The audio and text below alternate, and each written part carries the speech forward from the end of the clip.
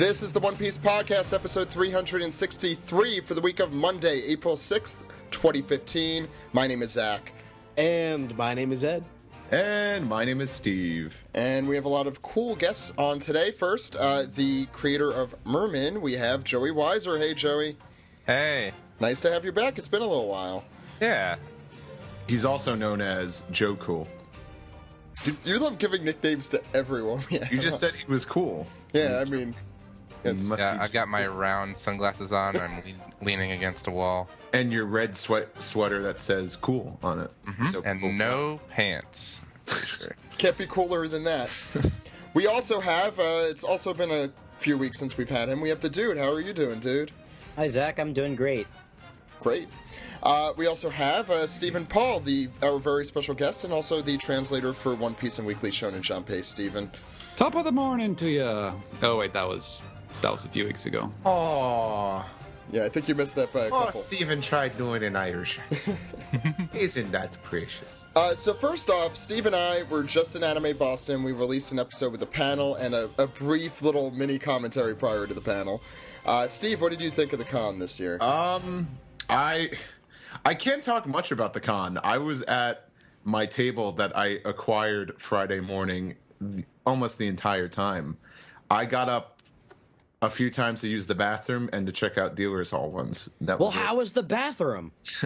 Smelly. It was actually kind of a nice one for a convention center. It was nice. Usually when I went in, there wasn't a lot of people. I had to use the stall once, and I always go for those handicap stalls. Okay, I'm not going to go into detail. That's what 20 minutes of bullshit's for.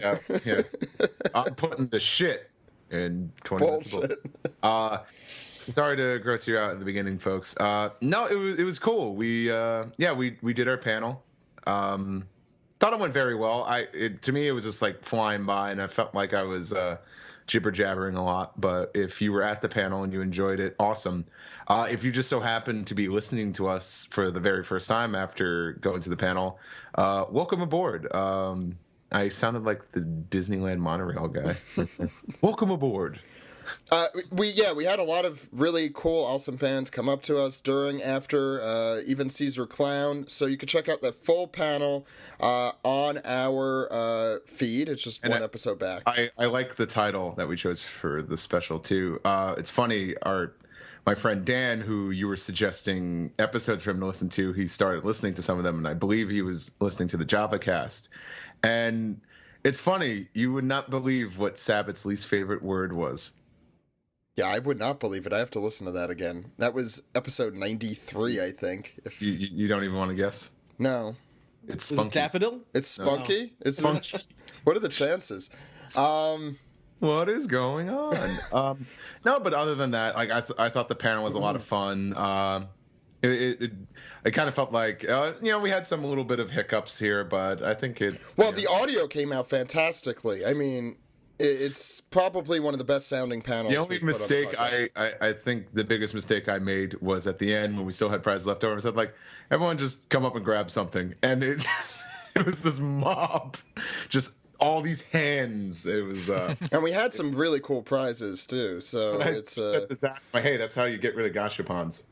He did get rid of all the gachapons I've had for like a year and a half, so that's nice. Over than a year. No, 2 to 3 years. I've had those forever. It's Opcon, I think. We've had those. Yeah. You still had some of those? Jeez. Oh, yeah. I had so many. I don't think I could even describe it. Many, you guys. Thank you. Why don't we... Some people, came to visit me at Myra's table, and I really appreciate that. I think my favorite moment is that poster to that Doflamingo and Trafalgar Law fan fiction. The fan fiction poster. Yeah, I have to find like a romance drama novel. Yeah, I have to find that actual image somewhere to post that. I don't know where the hell I would even go about finding it, except for the pictures of you holding it. Anyway, besides Anime Boston, a couple things are happening. The Podcast Awards, I think, are happening Tuesday, the day you're listening to this, probably. You can check that out. It is hosted by Dennis Miller and someone else that I don't know the name of right now. I apologize to them. And now your presenters, Dennis Miller and someone else. John Lovitz. I think that will be live streaming, but I'm not positive. Anyway, you could also check out OPP Japan. You could check that out at oppjapan.com. It is a free, full-length movie that me and Greg filmed a year and a half ago, released only a couple months ago. Please check that out. A lot of hard work went into that from me, Greg, and Jose, and everyone who, Steven, who helped translate everything, and everyone on the team did a lot of work to make that possible, and we're very proud of it, so check that out. As Ed said, might as well put a reminder out there for your new viewers. And that's really it. Today we're going to go through Manga Chapter 782. It's a really good one. We also have like a really special anime opening episode today. We're going to rank all of the openings. It's going to be everyone here except for Steven, since he's Mr. Manga, not Mr. Anime. But that does not include the newest of the openings. That one, you have to look back on it with at least... you can only rank it once it's over, really. Yeah, well, I want to have some perspective, because, I mean, if I rank things as they came out, everything would be much better or much worse in some cases. So I want to have some perspective on it. So we'll do those rankings. We'll also talk about the new opening, though. We'll definitely be talking about Hard Knock Days. I was going to say Hard Knock Life. I'm surprised no one's made that reference. I thought you were saying Her Knock Days. I don't even know what that means, Steve. Why? That's why I was going to ask you, why did you say that? But you didn't say that, so you're good. So we also have Piece Together and an anime recap. Ed, do you have the number in front of you? I think it's 687? Yeah, it's 687, A Big Collision. Chief of Staff Sabo versus Admiral Fujitora, and for once, the title delivers. And it's the return of Admiral Magoo in Admiral Magoo to the Magoonaning, as we originally called it. I think that was the chapter. So why don't we get into the show, guys? You ready? Okay.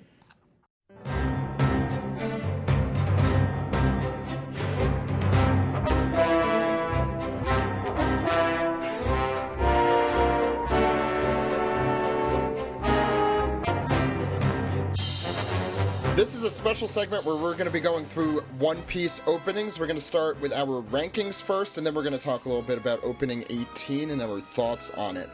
Now, this is how we did it. Ed had a system. Do you want to explain, Ed, our system? Sure. So, as of right now, I mean, not including the current one, there have been 17 openings in One Piece.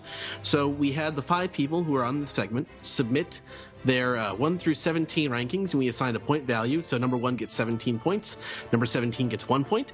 We added everything together, and we made a master list. And just to go through the openings quickly, they are We Are, Believe, Hikarie, Bon Voyage, Kokoro no Chizu, Brand New World, We Are, the Straw Hat version, Crazy Rainbow, Jungle P, We Are, the remix version, Share the World, Kazewo Sagashite, One Day, Fight Together, We Go, Hands Up, Wake Up. Always running. Shunning. You are the one. Go ahead. So this is how we're going to actually go through these. So to keep the suspense going, we're going to start with our most neutral prediction and work our way down to our worst pick. And then we're going to start from back from that neutral prediction up to our best pick. So let's start with our number 9, which is right in the middle. The culminated total of all of us, only Ed and I know these, is Bon Voyage with 47 points total. Now, let's talk a little bit about Bon Voyage and where you guys placed it on your list. Ed, where did you place it on yours? I placed it at, let's see here, at number 10 on my list. I just remember it being I don't know, because I ranked it on a number of different criteria. You used to hate this opening, too. Well, things have come along that are worse. No, but I ranked it on a number of criteria, like it's like whether or not it's lyrically appropriate for One Piece, whether or not the music and the lyrics are appropriate to the part of the anime that it's used for, and whether or not the animation is good. And besides the fact of it's whether or not it's a good song. So. I ranked it the same as Ed. Ours are pretty similar, so I warned you with that ahead of time. There's a lot of, there's a lot of low effort animation, I think, in the Bon Voyage opening. Good means it's on point lyrically, though. It's a good song. I actually like the song. I know you might not, but Steve, yeah, go ahead. I'm not the biggest fan of the song, but it's still a good song. The animation, it's not the best, but when you think back, you know how we see like a lot of characters show up in the openings now, like these important players. It was the first opening to shine light on guys like Doflamingo and Kuma, and That's true. I'm pretty sure what's her name? Suru. Yeah, she got some time to shine there. I really like the callback to the flashback characters. I think those are also like animated pretty well. I distinctly remember the shot of Chopper waving the flag and Hero drinking the sake or whatever, the poison sake, and I thought that was Zach and I had it at 10. Steve had it at 11. Steve had it at 11. Dude, what are your thoughts on Bon Voyage? I had it at 8. And beforehand, I was actually breaking all of mine down into increments, like the pre-2-minute openings, the 2-minute openings, and post-time skip openings. I had this close to the bottom of the pre-2-minute openings. It's a nice song. I like it. Back when it came out, I had the artist Bon Bon Blanco, that the group, I had gotten one of their albums actually because I enjoyed the song so much. My problem with it is that it's too downbeat, especially like since it follows Hikarie. You're coming off of like that really awesome like amazing opening, and then you have something that's a lot more mellow. I don't know. I felt it was appropriate for the early part of Skypiea, like with the sort of lighthearted adventure. But then, as Skypiea dragged on, it started to become less appropriate to the material. Sure, it just it's I think since it follows such a great opening, it sort of gets overshadowed a bit. Oh, you're spoiling what you're going to pick for other things. Well, the overall rankings. Yeah. I do like the flashback characters bit. I think the one that I like the most actually is the one where Luffy and Shanks are in the water with Shanks' missing arm, because there's sort of shaky cam going on, and it's almost like you're floating in the water too. Now, Joey, you had the strongest opinion about Bon Voyage. That's fine. There's a lot of differences of opinion here for all of these. So do you want to go through what your opinion was? Sure. I had it at number 4. Dun dun dun. Yeah, what I did was today while I was working, I just had a playlist of all the openings going. So I was listening to all the music to kind of re-familiarize myself with it, and then I went through and had a list of them on a Word doc and like watched the one of those videos that has all of them in order, and typed out my feelings and then sort of dragged them in different orders. So like some of them sort of surprised me how high or low they ended up being, but that's the way this kind of thing goes. I like the song a lot. I think that has a lot to do with it. I like the tropical feel, especially with the beginning of the opening visually. Goes along with the song really well. I like the part where they all hop together. I thought that's really cute. And then the flashbacks have a really good emotional part. But then most importantly, it has the Paper Mario guys on the little boat. Oh, yeah. Yeah. And it has the, and this is an actual thing, the 9/11 color spread, which is the Beatles lyrics one that he made for after September 11th. And also just to say, I should include this information for every song, but this was by Bon Bon Blanco, opening 4, and it ran for 38 episodes. Thank you, Ed. This is great that you have this in front of you. I did a bunch of research. Ed is thorough. I also put it number 10. I agree with all the reasoning. That was our most middle-of-the-road prediction, and I think we all put it around middle of the road except for Joey, who put it higher up on the road. So let's go into our lower tier, which will comprise of the next 4 that we go through. Ranked at number 10, we have Share the World. I want to start with the most strong opinion here. Well, actually, before we do opinion, just want to say it's by TVXQ, also known as Toho Shinki in Japan. Because they're a Korean duo, but in Japan they're known as Toho Shinki. And it's opening 11, and it ran for 31 episodes. Now, let's start with the strongest opinion, which happens to be a bad opinion. Joey, do you want to give us your number for it? I chose that as number 15. I really dislike this song. I think that's the kind of biggest part. I don't like the song. I especially hate the like chorus or refrain or whatever. And I think visually the parts with where the characters show up and it shows their names is like cool. I like that part. Kind of reminds me of, if you like, pause it during that time, you can see that everything's written in English too. You can read things if you pause it. Yeah, it's kind of English though. Let's be honest. There's a lot of English in this song, in the lyrics and in the animation. That's also true. Yeah. And the stuff with Luffy fighting the sort of randos and Impel Down is cool, well animated and stuff too. But like, I just really don't like the song, so it ended up pretty low on my list. So let's go with the person who had the best opinion of the song, Steve. Why did you like Share of the World? Where to begin? I think it sounded a lot different than some of the previous openings. It's still very boy bandish, but I kind of like how it, a lot of lyrics, it kind of just breaks down. It's kind of slow, and then it gets a little faster paced when it cuts into the chorus. I always remember the animation being very cool, especially Luffy fighting all the Blue Gory and seeing all the warlords. Yeah. It's timed very well with the song. It's a very catchy song. The lyrics are kind of incoherent though. Like the translation, there's a lot to be said for thematically appropriate lyrics for anime openings, and I kind of leaned on that a lot. And I still I didn't lean at it at all, and yet Ed and I had very similar things, which makes no sense. I'm not a big lyric guy, like with any music. You are. I've known you for 10 years now, and you've always been a big lyric guy. Yeah. And it's very upbeat. I always enjoyed it. It's my number 5 on my list. Wow. I guess. Dude, it's a great workout song. Dude, I'll tell you right now, your list is very different from everyone else's. I have reasoning.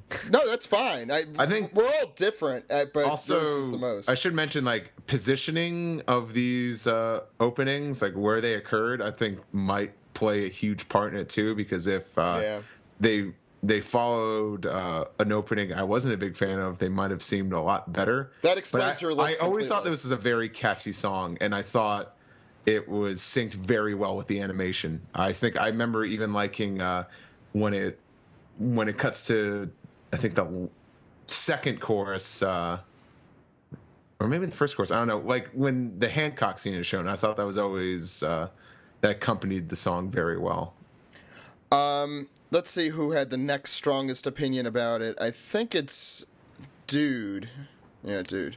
I had mine at 11. Even like when it came out, I didn't like the song. And then it grew on me. And then recently, I realized that it literally sounds like an NSYNC song, except in Japanese. Like it's literally a boy band song. Oh yeah. I mean, it is. That is. And like I thought I like closed my eyes and I'm like, if this was in English, this would be an NSYNC song. So I don't really like the song itself, but I think the visuals are really good. A+ visuals. But that's the only thing I think this opening has going for it. For me, since I had the next strongest opinion, Ed had no opinion, or it was in the middle. Neutral on it. Yeah. I thought the reason I really love it is because it's like season 7. This is Shaw Buddy. This is Impel Down. This is the good part, and this is Amazon Lily, and it really just brings me back to that time. And I lean on nostalgia, I think, a lot with it, or how I felt about how it represented the material. And I'm sorry, I like the song, and you are right. Now that you say that, dude, it's true. It is definitely an NSYNC song. But it is a really catchy song, and it'll get stuck in my head. But I just remember seeing that opening. It was very refreshing, not to give too much away. And I liked it. But not so much, but yeah. These are all pop songs. I mean, that's... you can't really get away from that. 90% of them, yeah. Yeah. There's a couple that aren't. Yeah. Ed, where did you... I put it at number 8, by the way, so just above the neutral, yeah. I had it at 9. I think the catchiness of the song sort of and the strength of the animation kind of overcame the, lyrical incoherence. Okay, yeah. Makes sense. I don't bother looking into the lyrics. I don't know. me neither. Yeah, Ignorance is a bliss with some of these songs. Yeah, I agree. I agree. I mean, I think it's highly influenced, like the very top of my list lyrically. Well, Ed, I commend you for.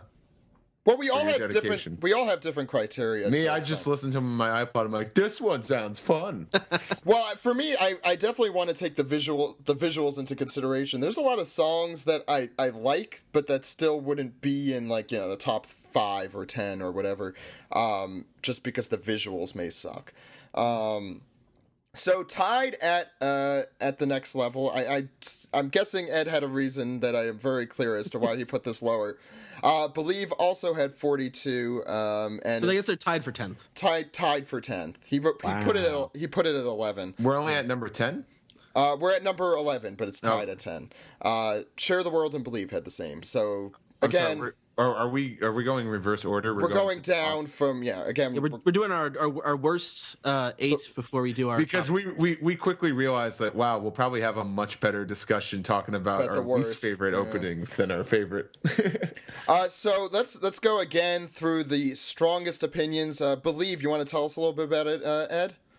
Believe this opening is ugly. No, not your opinions about it. Tell us about the opening itself. Right.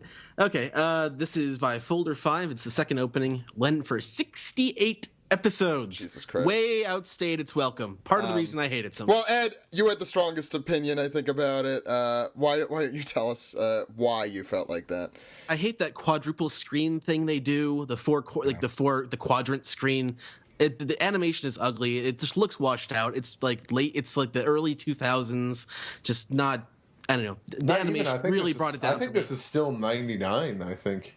Yeah, this was 2099. Yeah, You could tell by the song too. The song is, I believe. I think Greg is a big fan. Greg, if you're listening, I apologize, but I think he is. I don't have much. First of all, I don't think there's any songs on this. I don't think any openings I hate. I think it's more like, there's some I like not as much as others. Well, you and I put it in the same place, Steve. Believe, what did I put it on? Well, Ed put it at number 13, just to put things in perspective. Steve and I put it at 12. Wow. I put it in pretty late. I think to me, it's out of all these songs, I think it's the one that sounds the most dated. Although it does have the strongest opening monologue, I think. Yes, yeah. I agree yeah. with that, yeah. The one about inherited will. I mean, for me also, just since Steve and I are there, I meant to go to the next strongest, but I just want to say the lyrics. I hate the lyrics. The lyrics are confused and they don't make any sense. It is. I can't comment on the lyrics. I believe it's one of 2 openings to incorporate filler characters into it. Oh yeah, I noticed that. I had Jungle P? Well, why don't we let Dude speak? He's on the other end of the spectrum. He's literally on the other end of where Ed is at number 5. So, Dude, do you want to tell us a little bit about your opinion there?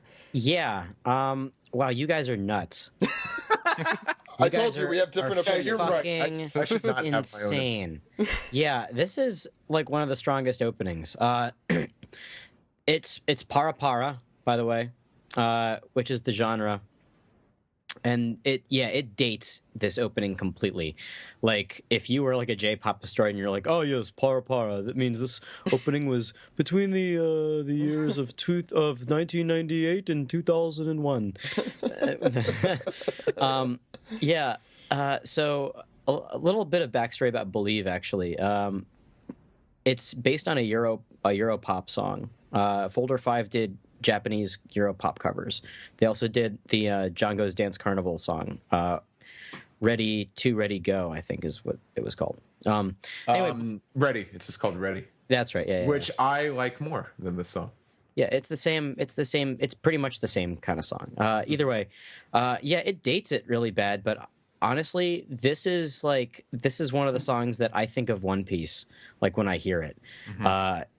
This is, it's more nostalgia than anything else, I guess. But when I was fist deep into One Piece, like that first year, that first year, that was when, that's when Alabasta was actually airing on television, and I was watching it as much as I could, even the raw episodes. So you were watching this week to week. I wasn't watching this week to week, no, but I was getting into One Piece when Alabasta was airing like in Japan. So this is like where I had like my Hong Kong DVDs, my Hong Kong subs. So I was knee deep in Believe, and I liked it a lot. You were a believer.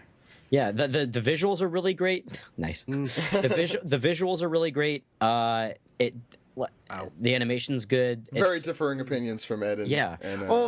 I wouldn't praise the animation too much because it used clips a lot.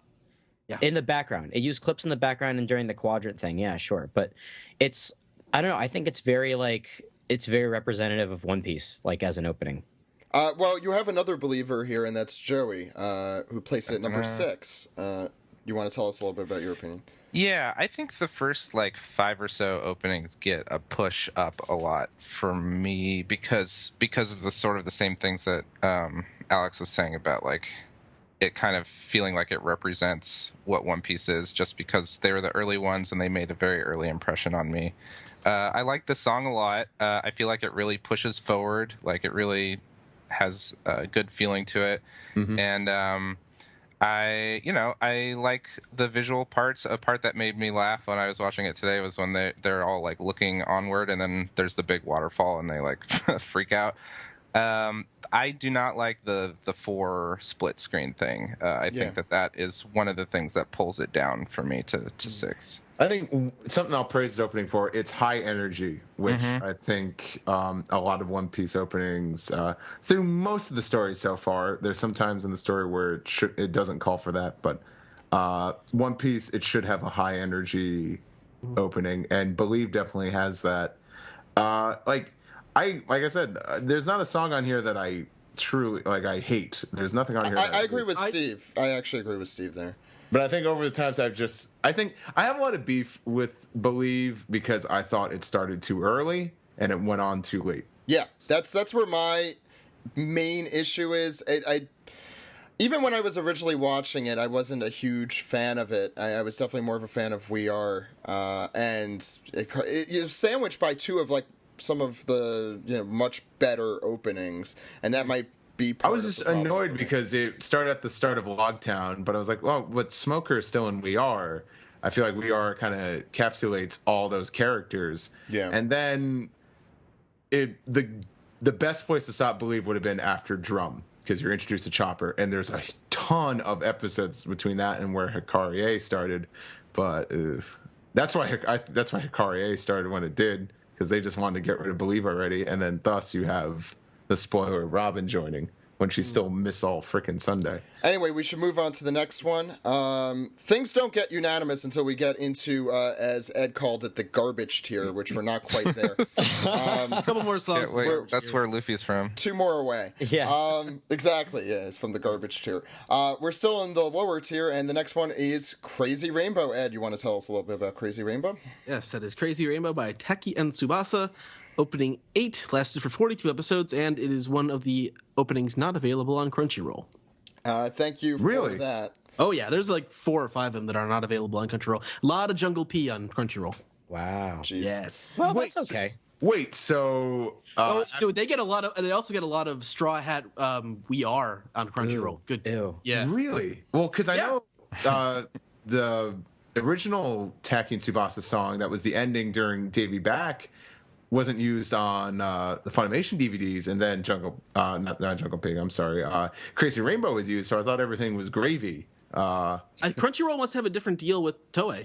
That's probably what explains it. So they used the Straw Hat We Are a lot longer, and Jungle Pig starts a lot instead of going for 5 episodes, it goes, I guess, for about 47 episodes. Holy That's crap. crazy.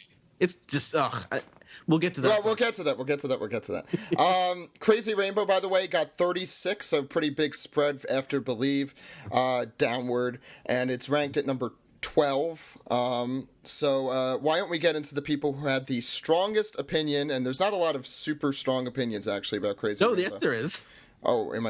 There's one strong opinion, and that's from Ed. That's from me. It's a case of good art, boring fucking animation. This opening bores me. I don't. What's going on is not exciting. The song is and it's not super high energy, but it's not like I don't feel like any energy like from like listening to it. What do you rank it, Ed? I ranked it at 15. That's damn low. I ranked it at number 10. I kind of disagree with you. It definitely has high energy. It's got a lot of horns, which I actually like. Yeah. It's not quite ska, but I enjoy a good horn, whatever you call a group of horns in a song. Ska, right? Isn't that ska-y? It's high energy. It's high energy. It's a pretty good song. It's a pretty good One Piece song. Yeah, I agree. But then positioning comes into play. Yes, it did not fit the material that it covered in the anime. No, the opening that was 2 openings ahead of it fit the mood. I don't want to spoil. Okay, Brand New World fit Enies Lobby so much better. And it also had clips of what was coming up in the story. And it's like, okay, it's One Piece's adventure, but we're also getting into some serious action, some serious fighting. And then Crazy Rainbow kind of just like flushed that down the toilet. And I think a lot of fans at the time were disappointed with it because everyone's like, where's Frankie? Come on. And even though Frankie was officially in the crew yet, they're like, come on, you gotta have Frankie in there. So it was all Straw Hats just going shopping and cooking on the beach. And then there was one episode where Taki and Tsubasa were actually in the opening. Oh, yeah. Yes. Oh, God. And despite, like, I always like when color splits are animated, it just felt... It was like chanting for Daniel Bryan and getting Roman Reigns. Wow. Like, it was... I remember, I think someone, like, argued, oh, hey, they had Ace, Shanks and Mihawk in there. And I always thought that was kind of just random. That was, like, throwing a bone, like, here. It's a good song. Animation wise, it's definitely not one of the best. It sounds like Steve has a stronger opinion than Ed. Steve, by the way, put it at 10. Ed put it at 15. Joey, you want to? World just did everything better, and then Crazy Rainbow was 2 steps. I guess I just enjoy it musically less than you do. I think that's probably why you ranked it a lot higher. I think. Well, actually, I had number 13, and for me, I'm actually pretty neutral on it. I had the problem I think Steve had, where I kind of like all of them. I'm not the ones I hate. I really hate, I guess, but there's not many of them. And Crazy Rainbow just kind of fell where it did. I felt it was in. Yes, I'm not going to say where it was sandwiched, but where it was at number 13. But Joey, you had the next. Yeah, I have it pretty high, actually. All things considered, I think that one of the things that, number 7. Number 7, yeah. One of the things that I think might have been affecting me is the recent ones that you've been using on the podcast, like over the past recent years. You like listening to makes it so that like I hear it a lot, and it's kind of like. I think that may have affected some of my decisions. But anyway, I think the song's fine. I like the horns a lot. I actually, speaking of ska, made a note that I was in middle school in the mid '90s, so I like some ska horns here and there. I don't like the that sort of guitar breakdown part in the middle. That kind of makes me cringe a little bit. But what Steve was going on about the Straw Hats on the beach and stuff, I actually really love how that comes back around, and then you see all the locations without the Straw Hats. And the actual text. I did like that. Yeah, that's true, too. Yeah, and I think that is a thing that and then it's kind of like, where are they? Oh, they're on the boat. And so it has a sort of interesting thematic arc in it, as an opening. So I think that's one of the things that pushed it higher for me. And completely neutral about it, or at least it's in the middle of his list. Dude, what did you think? Yeah, this is definitely kind of neutral for me, but I do have some thoughts. As for the song, I like the song. I agree with you guys in that it's a very upbeat song, but it doesn't match. Well, okay, I don't necessarily think that an anime opening has to necessarily revolve around the arc that it's opening in front of, but I feel like the song is too upbeat for whatever is going on in the song. Straw Hat shopping and hanging out and whatnot, which I'm fine with. I'm fine with that. Here's the big kicker with Crazy Rainbow. This is the first of the 2-minute openings. 2.5 minute. There you go. Yeah. See, for you listeners who might not understand what we're talking about, that was when they decided to remove ending songs completely and made the opening longer and putting all the credits into the opening. It also involved changing One Piece's time slot. Yeah. That's why that was the impetus. Yeah. Right. So it's something that's sort of weird and very uncommon for anime. But yeah, Crazy Rainbow. 2 reasons I didn't like this song was because I thought it overstayed its welcome, and 2, Frankie's not in it. Where the fuck is Frankie? Dude, I find it amusing that you think this one overstayed its welcome when it stayed like less. It's like less than 2/3 of the time Believe was on the show. Well, here's why: because Enies Lobby is slow as fuck. It's so slow, and that's true. At the very least, the episodes that Belief encompassed are all very quick. Yeah, up until like the middle of Alabasta, like right before it ends, I think. It was right. kind of Yeah, the pacing is fine. Yeah. So so whenever I think Crazy Rainbow, I think Enies Lobby arc, which as much as I love, really drags on the anime, and and I also don't like, for the record, I don't like the 2.5-minute openings. I think we're mostly in agreement there. I'm gonna say.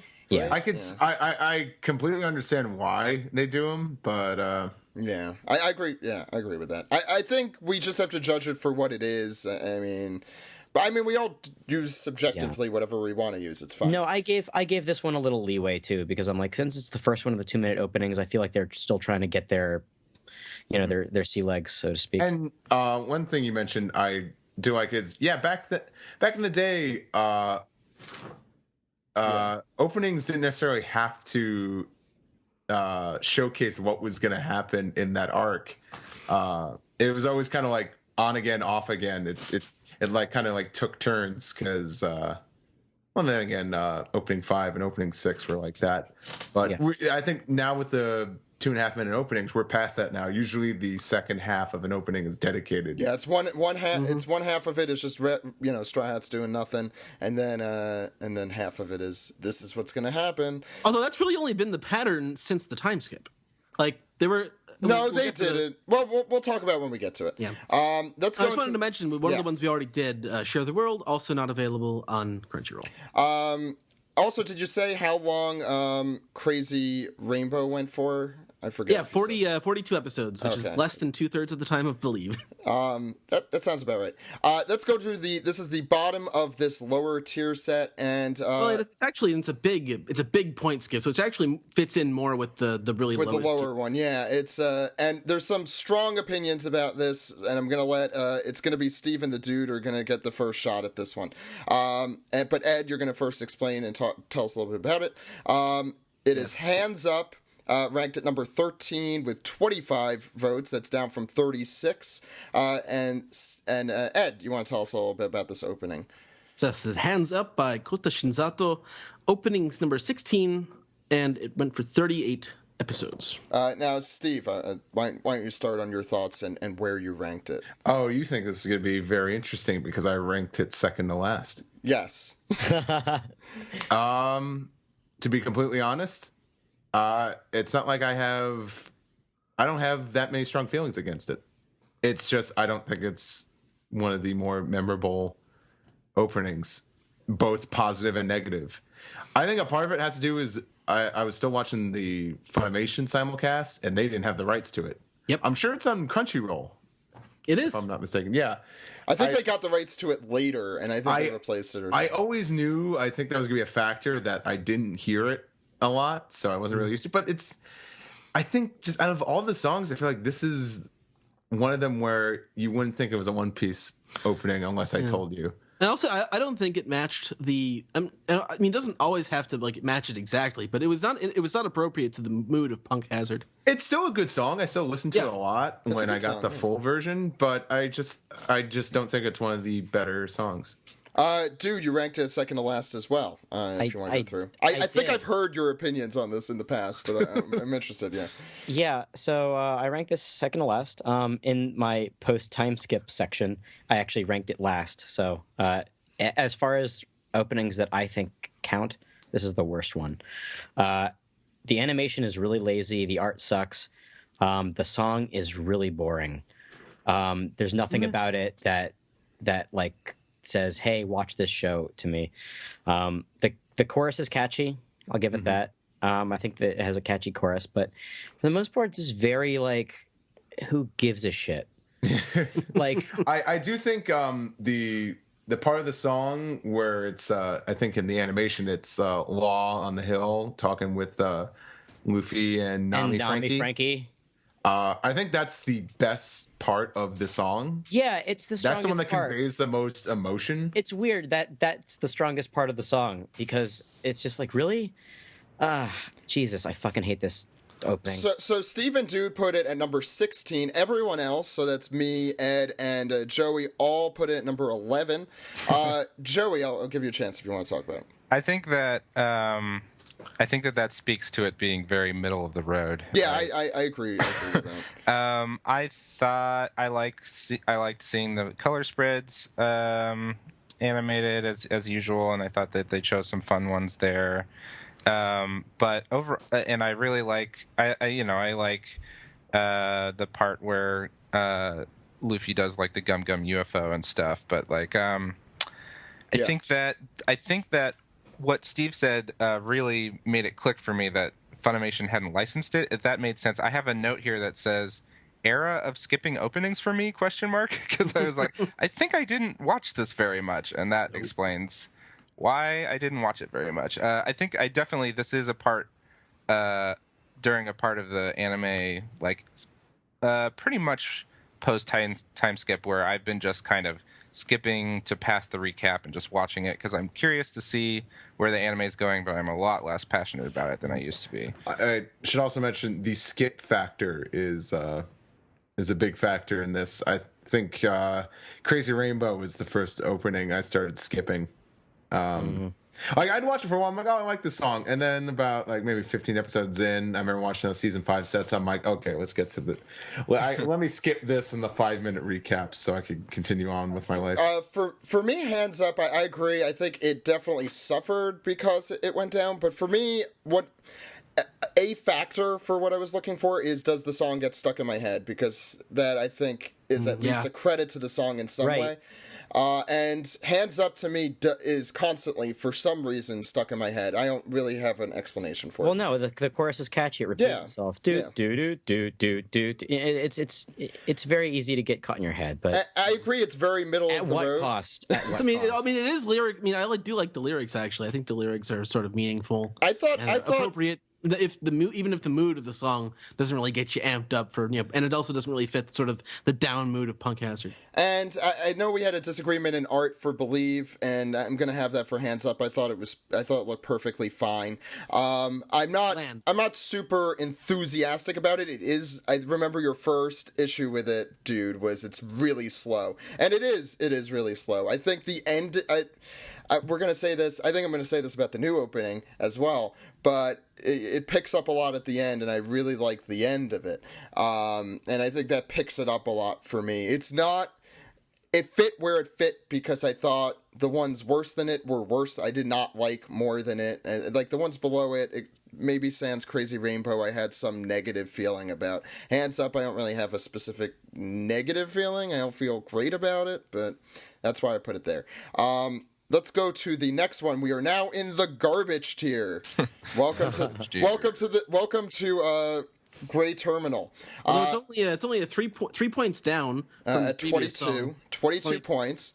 Number 14. At number 14, and it is Wake Up.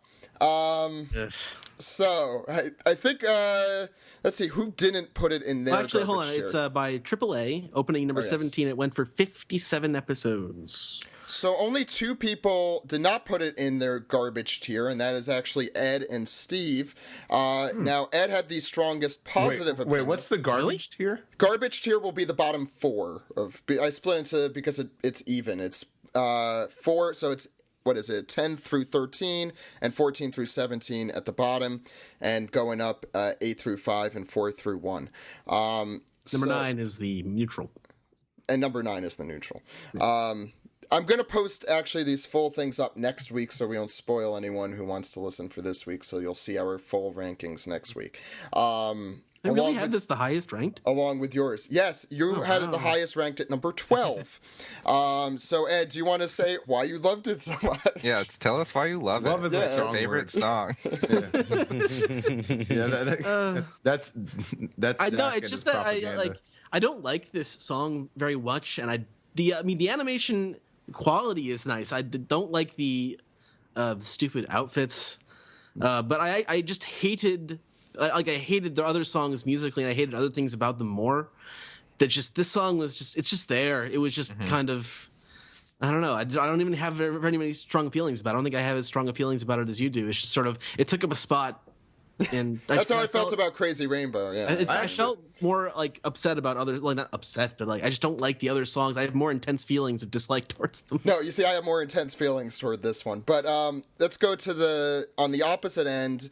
I think, dude, you and me, I'm sorry, dude, you had it the lowest, and at number 15, would you like to go through why?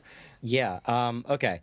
I have a lot of notes on this one, actually. I'm probably going to agree with most of what you say, even though mine was at 14. But go for it. I actually don't mind the song. It's very catchy, very upbeat. If it was shorter, it would definitely sound like a classic One Piece opening to me. But as it is, it actually sounds like two completely separate songs, just because the chorus is so weird and different, like from the regular, just like, oh, let's see what the Straw Hats are doing around the boat today. The animation is really funky. Not that the animation is bad, but it's just really funky, like almost lazy. I agree with you. I wrote in caps, bad costumes. Yes. I fucking hate these costumes. They're terrible. Thank you. And they're just kind of like, they're hanging out in these costumes the entire time. I'm like, nobody would ever wear this shit.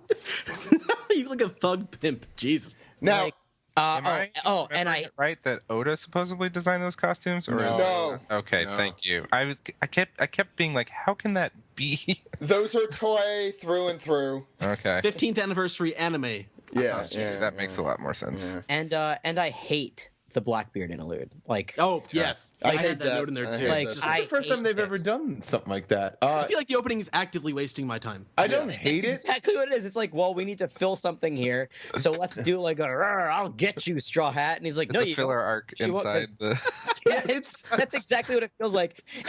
And all of this opening is filler. It's like, oh, who can we pit against? Oh, well, let's have Sanji fight Kizaru, and we'll have Fujitora fight Zoro, and we'll have Nami do nothing.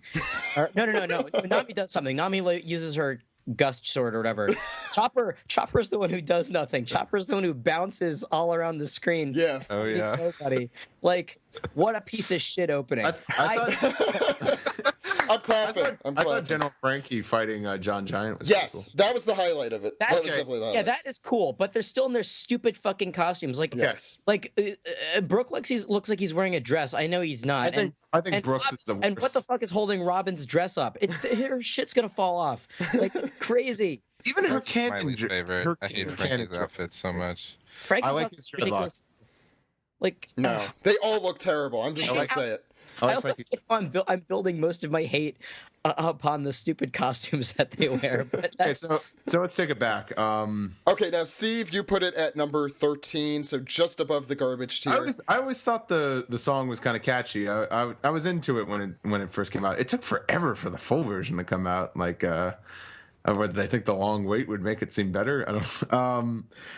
Yeah, the costumes, I didn't mind them so much, but yeah, I think they are kind of ridiculous. I would never see the Straw Hats really wearing those.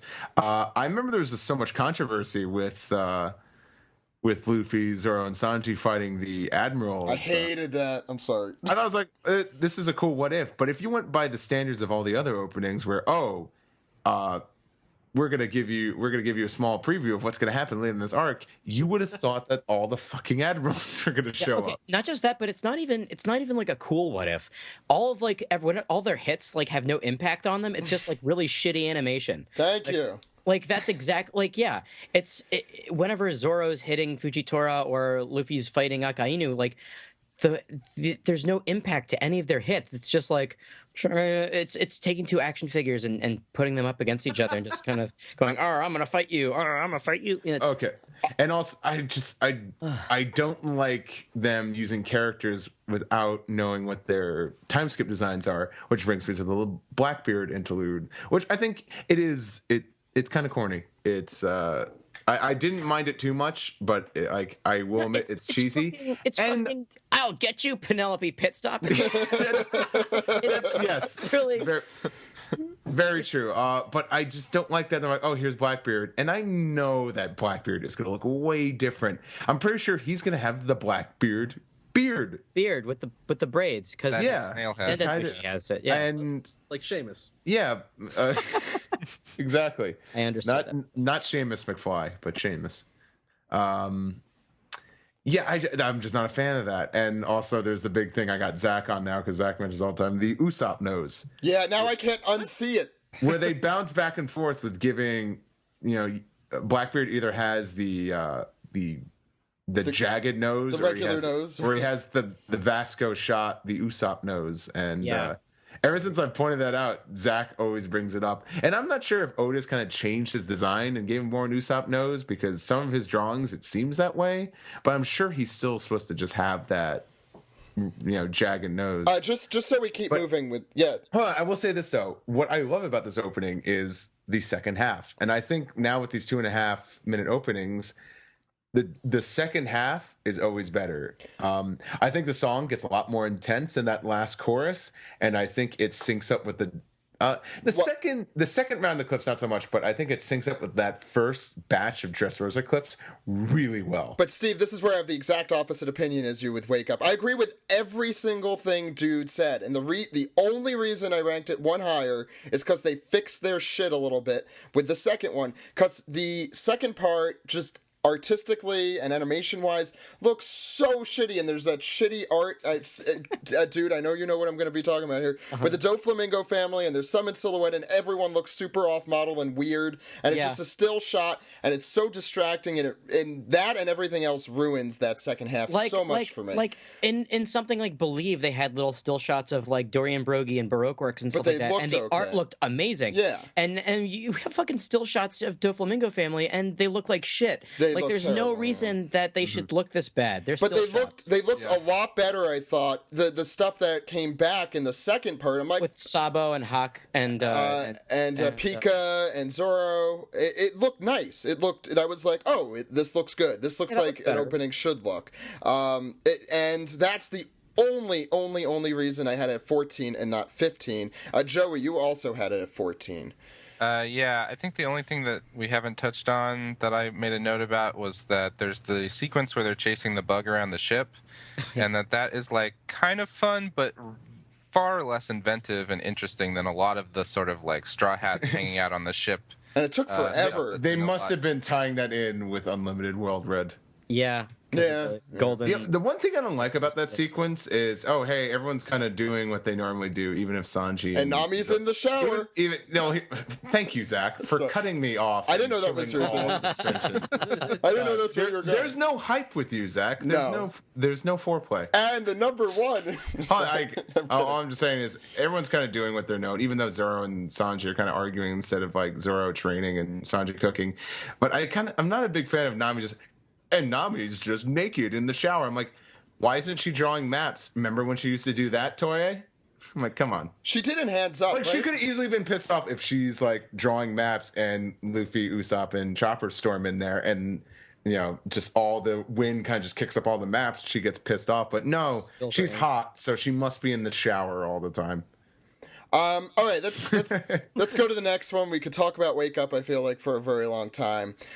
There is a big drop. It goes from 22 to 16 total points for this one. We're really getting into the garbage here. We're wading ourselves through the trash. This should be fun. Trash Mountain, here we go. Trash Mountain. Ranked at number 15, but you could guess it, Kazewo Sagashite. Ed, you want to tell us about this opening before we get into the nuts and bolts here? It's Kazewo Sagashite by... Yaguchi Mari, It's opening number 12, as we know, and it actually only lasted for 33 episodes. Probably because the entire nation of Japan was yelling. If you think we hate it, the 2chan and the Japanese forums, and the real One Piece fans out there too, I'm sure, were really pissed about this opening, more so than I think even we are. But I'm going to go an untraditional route. Let's pick the person who had the strongest opinion as it being better. Joey, you had it at number 12. You're the only one who did not have it in the garbage tier, as we're calling it. So why did you like it? This song doesn't bother me. I don't know. I must not be. I'm looking forward to hearing what is horrible about it. But it's the not song, the song part that we hate. Okay. Let him talk, Ed. We'll have our... Sorry. And then I really like the bits with the straw hats and the animals, and there's some animated color spreads, and the other part I like is seeing everybody falling from the sky at the viewer. I thought that was a really cool part. And it doesn't bother me that much. Go for it. If I can say one thing I really love about this opening, it's the when Zoro and Robin are playing Go, and the dog is shocked that Zoro keeps losing. Yeah, I really like that. I think that bit is. I think that's great. It's cute. I think it's like I never watched it and be like, oh my god, fuck this. Yeah, actually, Steve, you should go next because you have it ranked the worst. Do I? Am I the only one? Dead last. You're the only. Am one I the only one that ranked it dead last? Yeah, you actually are. Yeah. Okay. Once again, I'll remind everybody: don't hate the song, but my feelings towards it aren't strong. It eventually caught on to me, and I thought, like, it's not a terrible song. It's a little catchy. Yeah. But there's hey, we never. We're going way back to early days of the podcast. I don't remember ever having any other contest called Make It Better. We did have one for opening 12. Man. That was our first contest, and it was a lot of fun. Yeah. And if I can remember distinctly, I think we had our good friend Greg, and I quote him describing him. I love this quote. It sounds like a squirrel raping you in the ear. Man, I forgot about that. I think there was definitely some overreacting, but the problem is just it's so Inappropriate. It's inappropriate for the time. Yes, what was going on during this time? It was Impel Down. It's a living hell.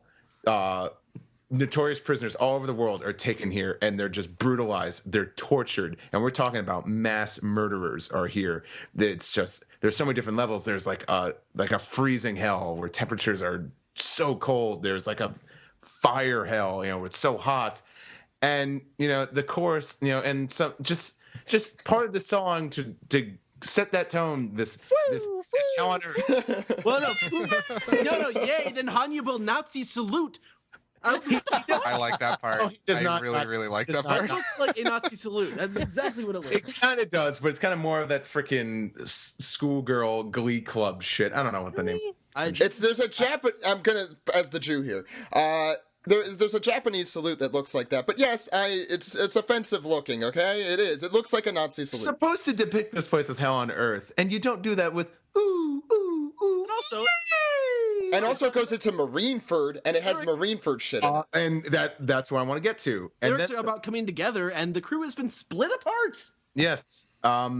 Jesus. It was nice for the second half of this opening to highlight the new main cast from Impel Down to Marineford, but I remember the translated lyrics, and for the visuals of Luffy going towards Ace, who's on the gallows, looking distraught and seeing his brother in the distance coming to save him, and the lyrics are in English. There you are, my love, waiting for me. And that's when I said, how the fuck did they think this was okay?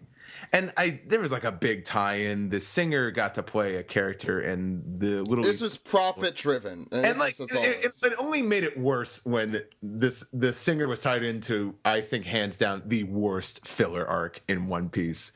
It was aggravating. It was. Yeah. It's not a shitty song, but it's not a great song. Yeah, and it was at the wrong place at the wrong time. But at the same time, I I don't think I would have wanted to see it anywhere else in One Piece. I think it's just too happy-go-lucky, lovey-dovey. Oh, I wonder if this boy likes me. Ed, you have the next strongest opinion at number 16. That's second to last. Ed, if there's anything you want to add. It's just completely inappropriate lyrically and musically to the period of the anime it covers. It's just no. I put it at number 15, so just one above that, third to last. And I'm sure if you've listened to this podcast a long time, you know my feelings about this opening. And if you watch Steve's Instagram, you may also know my feelings about it. I thought that was just your feelings of my phone in your face. Well, that also wasn't fun. But it just it was super inappropriate. But the beginning of it is what really pissed me off. What else can I say about that? Dude, you're last. You have, I think, the most neutral opinion, which is still in your garbage tier. At number 14, you want to go through your thoughts? Yeah, everything that's been said about the song has pretty much already been said. I liked my version better when we did the contest. I used Anobashoe by Harebare, the right. movie I 5 song. I used a Bump of Chicken song. Which means, though, my opinions lie thusly. I like the visuals. I like all the visuals, actually. The visuals are great. The song, I think, is incredibly fucking catchy.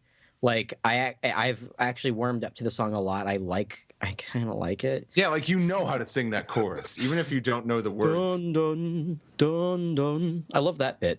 Me too. Yeah. It reminded me of a Rurouni Kenshin song. I can't remember which opening. I think Freckles? it was the third. I think it was the third or fourth opening. Like the freckles on my face and the No, not that one. For you, love is like a sugar cube. I don't know. I love I'm Freckles. so glad that they did that song in English for that English dub. Anyway, go ahead. Sorry, dude. Yeah, when I was in Japan, that's the opening that was running during the time. So I heard it a lot, and I couldn't really escape it when I was over there because it's funny. We had just had the contest. I think the song's catchy. I think the visuals are cool, but like you guys said, inappropriate. They don't really belong together in One Piece. That's all. Yeah, let's get to the bottom of this barrel. Yeah. Now, the bottom two are pretty close. They're 15 and 12. We're going to start with the one that has 15 points at number 16. It is the We Are remix. Jeez. Now, The Toho version? We Are 2008 by Toho Shinki. Opening number 10, it only went for 22 episodes. Now, let's go, again, there's always going to be someone who has a different opinion, and it's fine to, I'm not criticizing for that. Dude is the one with the different opinion here at number 10. So, would you like to go through your opinions of We Are, Dude? Sure. This is pretty much middle of the road for me, actually. When it came out, I didn't like it at all. I was like, what the fuck is this? Like, We Are remix. I was, because you know me, I have very, very strong opinions on We Are. I love We Are. The visuals, I think, don't seem as tight quality-wise. Like, the art isn't really great, and it's not my favorite We Are cover by far, but like it's okay. It grew on me. I kind of love the bass that gets dropped at the beginning. I do like that part. Like, that's the part I like. Yeah, the Hanna-Barbera sound effects in the anyway. There's sound effects. I don't know. Some of it just sounds so stupid. Well, Ed, you'll get your chance in a second. Like, a lot of the visuals are really cool. I think some of the visuals are pretty tight, but some of the visuals are really not tight at all. Especially like when they're running, the animation and art just kind of looks janky. They're using clips. They use a lot of clips too. No. Luffy just has a really creepy smile towards the end. Where Luffy's nose. Luffy has a really weird pointy nose. It's that weird animator. I don't know which one it is. And almost absolutely no jawline. When he's sprinting at the end. And Zach, we watched the art episodes kind of sucks. where he's just like, ah! It just looks really weird. But I do like it when the music swells at the end and they reprise, the song, and they go through like all the major players of the One Piece world, and I think that's a pretty cool bit. I'm very like whatever on this. Well, let's go with the people who have the strongest opinion and put it dead last at number 17. We have Ed and Joey. Joey, why don't we start with you? Hey. Yeah, okay, so I love the original We Are, but it is super cheesy, but in a sort of like glorious anime opening kind of way. And I feel like modernizing it just doesn't work. Like trying to. Plastic cheese. Yeah, yeah. It feels hollow and kind of embarrassing to listen to and kind of cringy, and I just really hate hearing it. And the visuals are completely nothing. Like I can't remember anything about the visuals, even though I watched it just a few hours ago. Yeah. Ed. Really obvious auto tune with the singer is like worse than usual. Weird sound effects, the stupid EDM beats that I hate. Oh yeah, that bit. Oh, I know. Now I know what you're talking about. Yeah. Oh god, and it's like I love as Joey said, We Are is like such a enthusiastic, cheesy, lovable anime opening. This is like the opposite of that. It's trying to be lovable and just coming across just like I don't even want anything to do with you. I loved Jungle P before it, so I was disappointed to see it go. And it's like, oh, they're doing We Are again. And I think my initial thoughts were, why? We Are is perfect. Just play We Are again. And Which they've done. And first of all, I was very disappointed with the animation. I thought the animation was lazy. It's just them walking on a beach and then they're running. And it's cool to see some of the past characters, but I was like, really? That's what they're doing? And someone's like, I remember someone on a forum years ago, so it's a fan service opening. And I'm like, I don't give a shit. If I want to see that stuff, I'll watch those episodes again. It's kind of, I don't know. It's kind of, yeah, go ahead, dude. Sorry. What I wanted out of it, like, I think I like it a little more because at that point I actually wanted them to do a new We Are. Kind of like, so the Pokemon anime did something similar with its opening. Its first opening, I think it's Mizase Pokemon Master, and the fourth opening was a remix of it or whatever. And I thought to myself, that'd be cool if One Piece did something like that. And then they did, and it became this. And I think I was just more like, okay, well, they did it, and here it is. It's I think the animation really kills it. Yeah, this song is the answer to a question nobody was asking except for my favorite part of the animation is the stills of the villains because it followed the original We Are, but it showed more of them, and I thought they looked really cool. But the song, like the singing, is not too bad. It's the instrumental. If I heard just the instrumental, it'd put me to sleep. It's so uninteresting. Steve put it number 15, by the way. I just want to say I feel like I'm harder on this song than I am opening 12, but I think, but you weren't, yeah. Yeah, it's still We Are, so I guess there's that. I put it number 16, second to last. The reason I hate this song, running. It's just so much of it, and side-scrolling adventure, as Chris Sabat puts it. It's just a bad. I don't like it. I actually like some of the instrumentals. I think they're kind of catchy, and when I say like, I'm using it very loosely. I think my garbage tier are the only ones I really don't like. I have like a strong, as Ed put it, a strong negative feeling toward. And the We Are remix is just so poorly animated, so lazy. And it's funny that the two of the anniversary ones happen to both be in our garbage tier. Wake Up being the 15th and We Are the remix being the 10th. And it's like, oh, so every time there's an anniversary, they're going to make a really shitty opening. This was just disappointing, and it was such an anticlimactic way to kind of celebrate the end of Thriller Bark, which is awesome. The end of Thriller Bark is awesome. No matter your feelings about Thriller Bark itself, the beginning and the end were great, I thought, and the middle is, I think, probably where more people have differing opinions, and I thought it deserved a little more at the end, and this is just I don't want to say a piece of shit, but it's pretty bad. Because I kind of like all of the openings. Even the ones I hate, it's still One Piece. I don't hate it with a strong passion. Wake Up, I feel like I should have put lower the more I think about it, because I really don't like that one. But it had some redeemable things to it, I guess, is why I put it at 14. But so again, just to go through that quick, I put it at 16. Ed and Joey put it at 17. Steve put that one at 15, and Dude put that at 10. So why don't we get into the worst opening as ranked by us? Two people put it as their 17. One person put it as 14. One person put it at 16. And one person put, I think so. We're all, two people put it at 14. So it's all in all our garbage tiers at 12 points, ranked at 17. The Straw Hat version of We Are.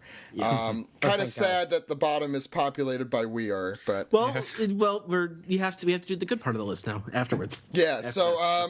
There's probably not too much to say. I mean, considering it's at the bottom, I think we would have excluded this if we could, but it's technically an opening. It lasted for a lot longer on Crunchyroll than it did in real life.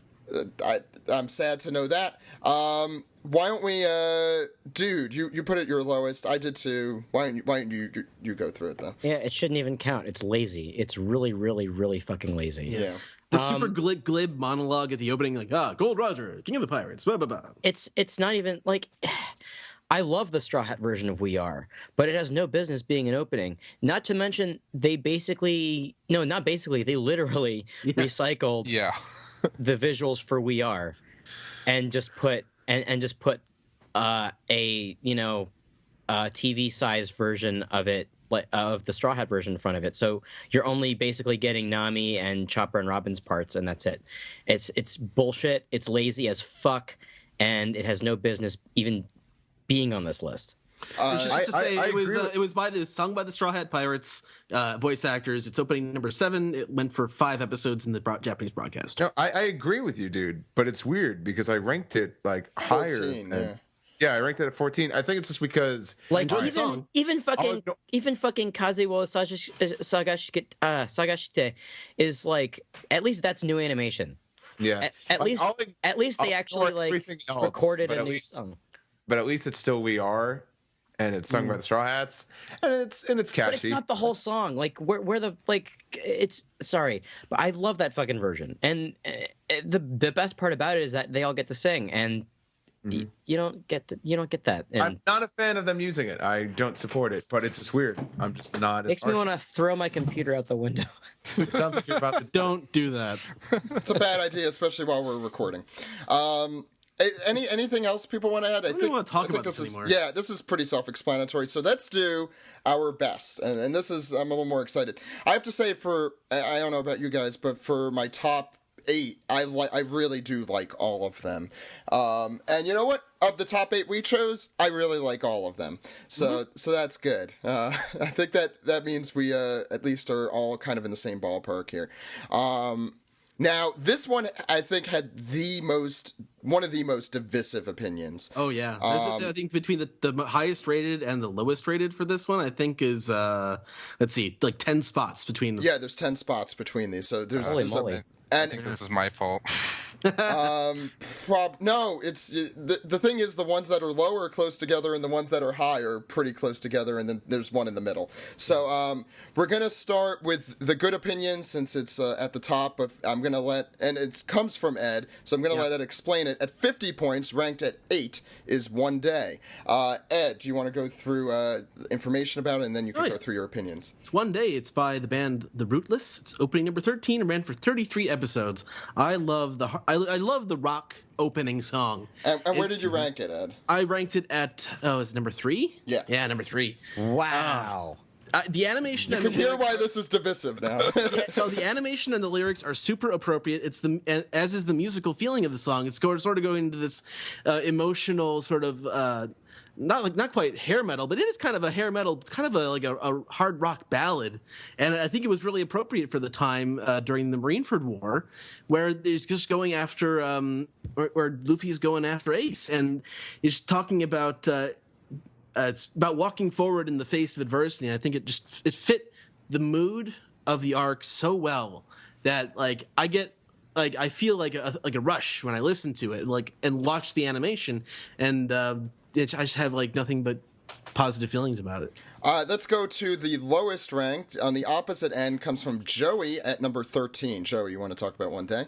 Yeah, I agree that it is thematically appropriate to the arc, but I think this being just a personal favorites list, and I think this is one of the reasons why I ranked Kaze wo Sagashite higher than everybody else, is that I just don't, even though it is appropriate, I don't really like watching it or listening to it. It's slow and ballady and feels kind of more like an ending, and it just feels kind of draggy to me. Let's do, okay, it's like a mirror image on either side. Dude, since we're doing, I know you sound like you have strong opinions, so you were at number 12. Yeah, go for it, dude. Yeah, Joey, you hit the nail on the head, man. It's I think it's really downbeat. It's really, really slow, especially during like the Three Brothers bits. I like, it has some cool Marineford stuff in it. It's a nice song, but like I don't like watching it. I think that the thing I enjoyed most about it was when it first aired and you saw some cool visuals of the Marineford stuff to come, and that was it. Like I didn't give a crap about Luffy and Ace like playing grab ass or whatever. Like it's emotional. Emotional. Oh, I love Poochie so much. He's such a great character. I have some comments when we get to another one later about the idea of showing those guys together, but we'll get to that. Yeah, we'll get to that one as well. I was on the opposite end of the spectrum as Dude. I had it at number 4. I really just love this opening. I'm also more of a rock guy than a pop guy. This is definitely more, and this is very personal. So I much like Joey doesn't like this kind of music. I do like this kind of music with openings and whatever. I thought it fit perfectly. I think that's one thing we're mostly in agreement on. I thought the visuals were great. And the fact that, and this is, I guess, kind of apart from things, but that the band were really big One Piece fans, and it came off the heels of opening 12. So kind of the contextual stuff really made me appreciate it a lot more. The Ace Luffy stuff, yeah, whatever. But I thought they did a really great job showcasing what Marineford was about. Made Marineford look a lot better than it did in the actual episodes. We get to see, I'll just say that right there. We got to see each of like the major warlords and admirals and all their powers. It was just those animated, I don't know what to call them, like showcases for each of them. Vignettes. I thought were really cool and fit, and this was the only time you could really do something like that and it would make sense. It was perfect. Mm-hmm. I'm a really big fan of this opening. I know it's definitely the case, but you're in the middle. Zach, I don't want to take a dump on it. Like I don't mean to sound so negative. Look, it's personal. We have different opinions on different things, and you're gonna hate some of my opinions later. So don't worry. No, I don't think it's a shitty opening. I'm just very it's just so slow. Like I don't like. I would normally agree with you. I think anywhere else it would be an annoying. It's appropriate to that time. But it's just, I think it fits where it is. It's slow, but that last chorus, of course, once again, it picks up. Yeah. I think because, we just dealt with Kaze wo, whatever the hell it's called. Steve, you put it at number 8, by the way. Yeah, it was the first rock song we really got with One Piece, and that's... It's in Sakari, yeah. Oh, I think it's the first real one. I think it's like real rock. It was the right tone, and it's definitely what you needed for that arc. I like that it focused on all these supporting characters, like the key players and the Marineford stuff, and the animation, especially during that last third of it, like with Akainu just like, doing double magma fists to the beat of the song. Yeah. Visually, it was an awesome opening to see all these characters get some time to shine, and it's a good song. Luffy really didn't do anything that much. He did a lot of walking, but... at least he didn't do a lot of running. And I have a lot of fond memories of it. We did, I think, the week that opening premiered, we played it in our panel. Yeah. That was awesome. Well, that was awesome. That's Stockholm syndrome. I remember the crowd just going ape shit when Akainu... because I remember we applauded. Yeah, we instigated. I've always loved Akainu for whatever reason, so that might also be part of my... So if you don't like Ace, at least the guy who kills him is there. And he gets a major role. Let's go to the next one. And it had 55 points, so a pretty big spread up from one day. Which was clearly all over the board. And it ranked number 7, and this one is Jungle P. Do you want to talk a little bit about it, Ed? Yes, this is Jungle P by Fitty Fitty. Opening 9, it went for 47 episodes. It did not overstay its welcome. And I just want, to give you an idea of where on the board it is. It's either neutral or very good or very good. Let's start with the best opinion of it, and that's going to be Steve at number 3. Steve, do you want to talk about it? I love Jungle P. It's such a fun song, isn't it? It's a fun song. It's energetic. It's a jungle party. Yeah, it's a jungle party. Yeah. And the animation in this is just beautiful. Like they have the beautiful, like the orange sunset and the multicolored one piece that crowds the screen. I'd like that effect. So many awesome shots in this. First of all, Frankie's in the crew now, and boy, did this opening take advantage of it. Yeah, I really like. And by the time this opening was coming out, Brooke was already a character, and everyone knew he was going to be a major character. So I like that this opening took advantage of that and gave him a nice little chunk in it, and it was awesome to see that.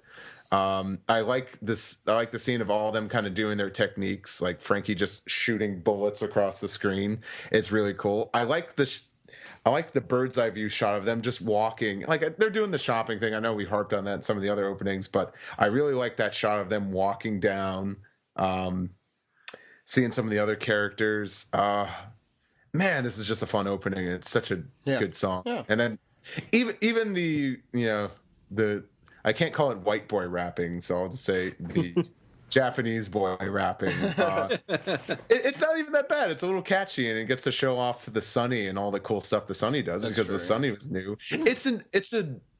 I think after sitting through Crazy Rainbow for so long, we just sitting on the beach having lunch.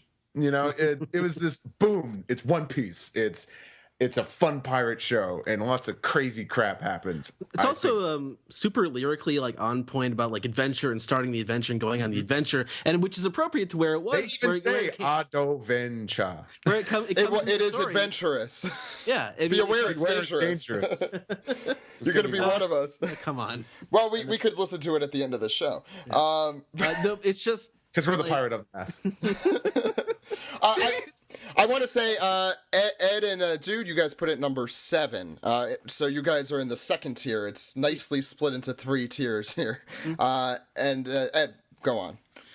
Oh, it's where it came in the story was right after Enies Lobby setting out to that new adventure after having the emotional sort of Enies Lobby and the post Enies Lobby stuff, and it was appropriate to the time, and it was a super fun song. Animation was a lot of bright colors, a lot of bright colors.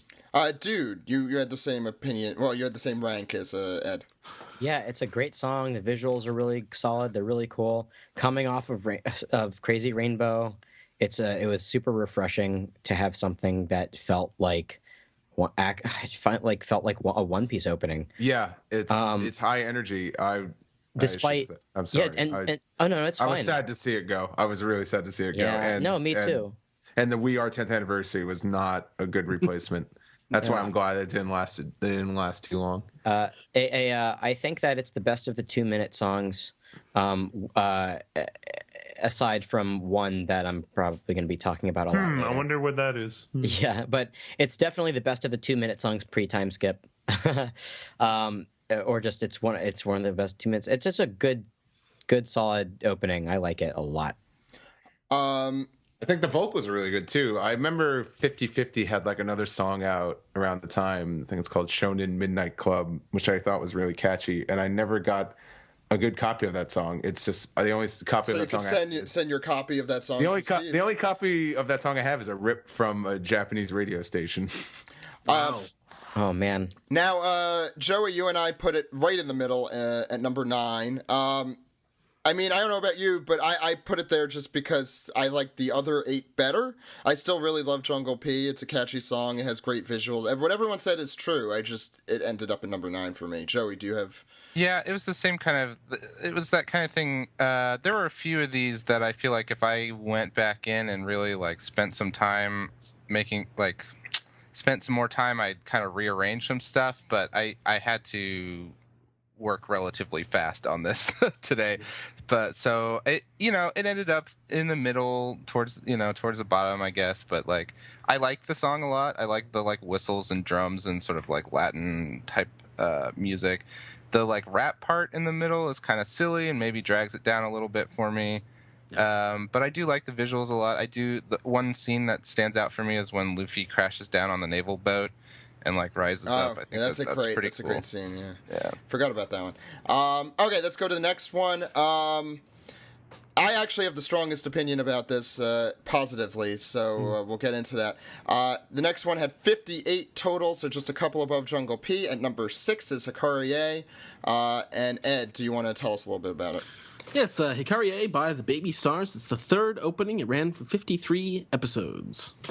So I'll just quickly go through. I just love this opening, and I wish I had more tangible reasons as to why I love this opening, but I think it just looks really great. I think for me, more than any other opening, which is, I guess, why weird that I would rank it at number 3, but I think it encapsulates what I feel like One Piece is.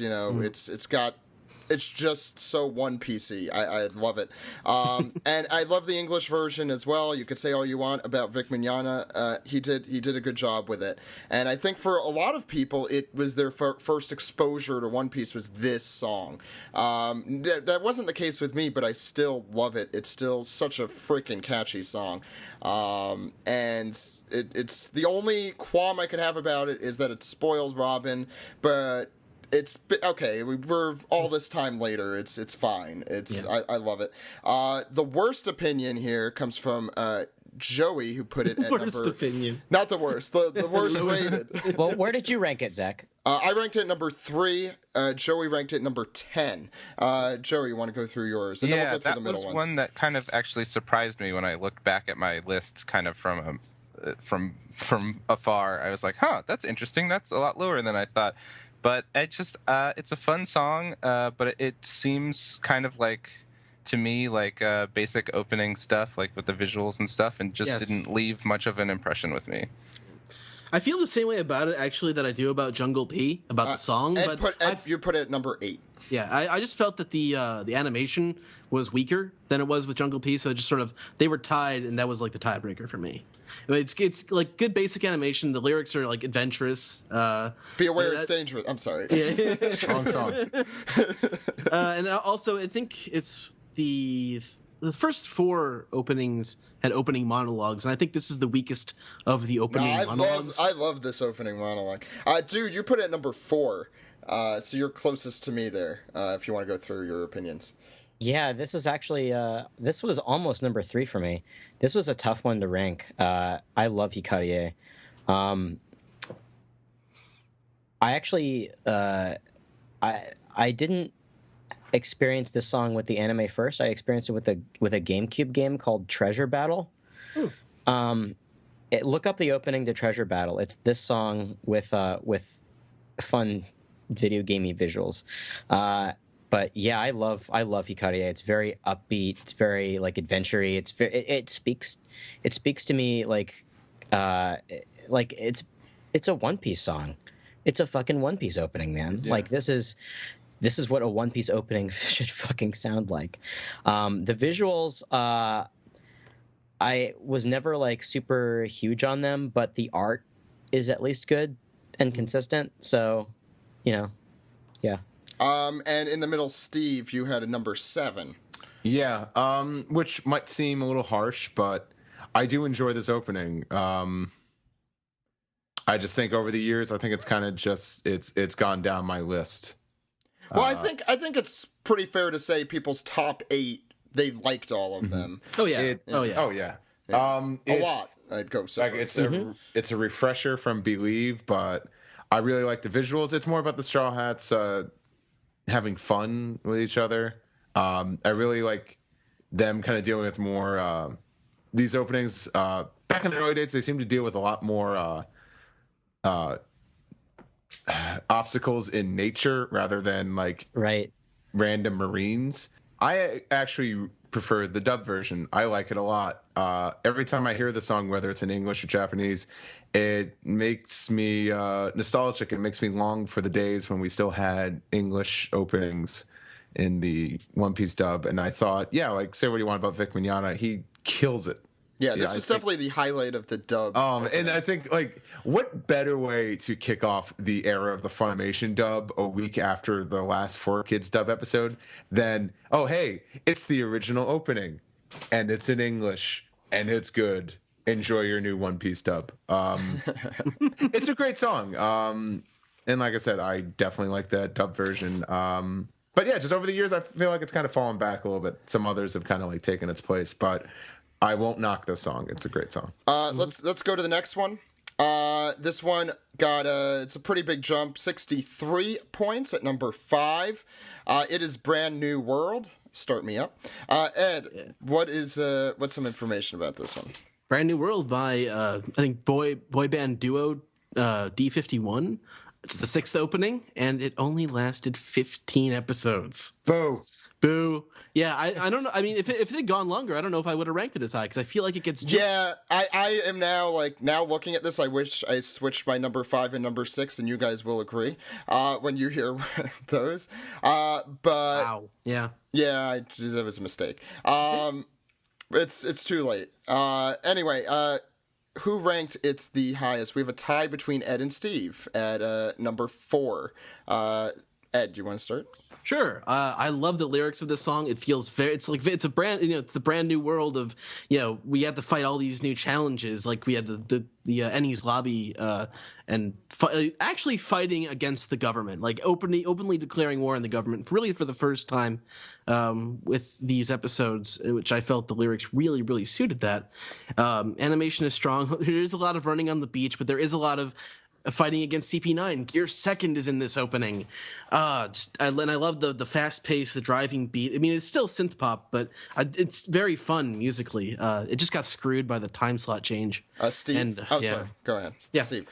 Oh man, this was awesome. I mean, the lobby stuff is always like beloved amongst the fans. Maybe it's not as good as in the anime, but this.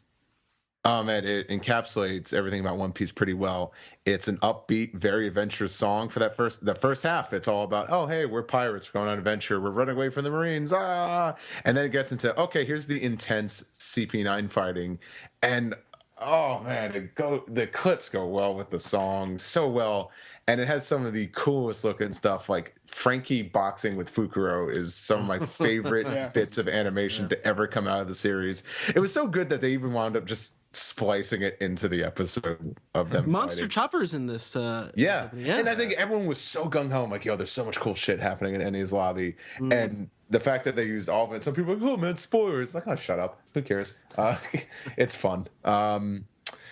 It was great. It was like I really have a soft spot for the CP9 team. I really enjoy them as adversaries to the Straw Hats. It was just so cool seeing them animated fighting these guys. And then the flashback filler happened, and they took this away. And then, like, even before any of the stuff that actually happened in that opening, like we only got to see Luffy in like second gear fighting Bluno, but we didn't get to see any of that. Like by the time that stuff was happening in the anime, we already had Crazy Rainbow, and I just thought, this is bullshit. That opening should have lasted so much longer. I really like this song. Well, no, wasn't the Blue? Yeah, the Bluno fight was still when the song was going on. Yeah. That was the only thing. Yeah. Now, Joey, you rated it the lowest, still pretty high though, number 8. Do you want to go through it? Yeah, I had some pretty concise notes for this one. I just wrote, fun song, Straw Hats running together, gets me pumped, ! It's a fun song. I really like it. Okay. Dude, you put it just a bit lower than everyone else. I put it at number 5, Ed and Steve put it at number 4, you put it at number 6. Yeah, okay, so there's something about this song visually that you guys have to know. Which is funny because it only ran for 15 episodes, but they actually, the visuals, you're not going to notice this, but they're really fucking sloppy. Yeah. And they screwed up twice. And they kept adding more stuff like, oh, here's Chopper. He just walks into the tent. And then, then Chopper falls out of the tent. Which, I like that they added the stuff because those scenes are incredibly boring. Sanji's just sort of sitting there bowing at Nami and Robin for like 10 seconds. And then, they added him later on doing his Love Hurricane shit. They didn't color in a bit on Zoro's jacket that they ended up doing like the third different version. I don't know. I'm such a huge nerd. We're all huge nerds, dude. But I thought that, honestly, this was the first opening that I thought that the art was really sloppy and not good. But the song is amazing. It's really catchy. And man, I wrote this down, that they really doubled down on the spoilers. Like, the openings before this one had spoilers in them, but this one, they really, like, went fucking full on, let's show you everything that's going to happen in this arc. Which I thought was cool, but I also thought that was sort of like a weird cop-out. I have feelings.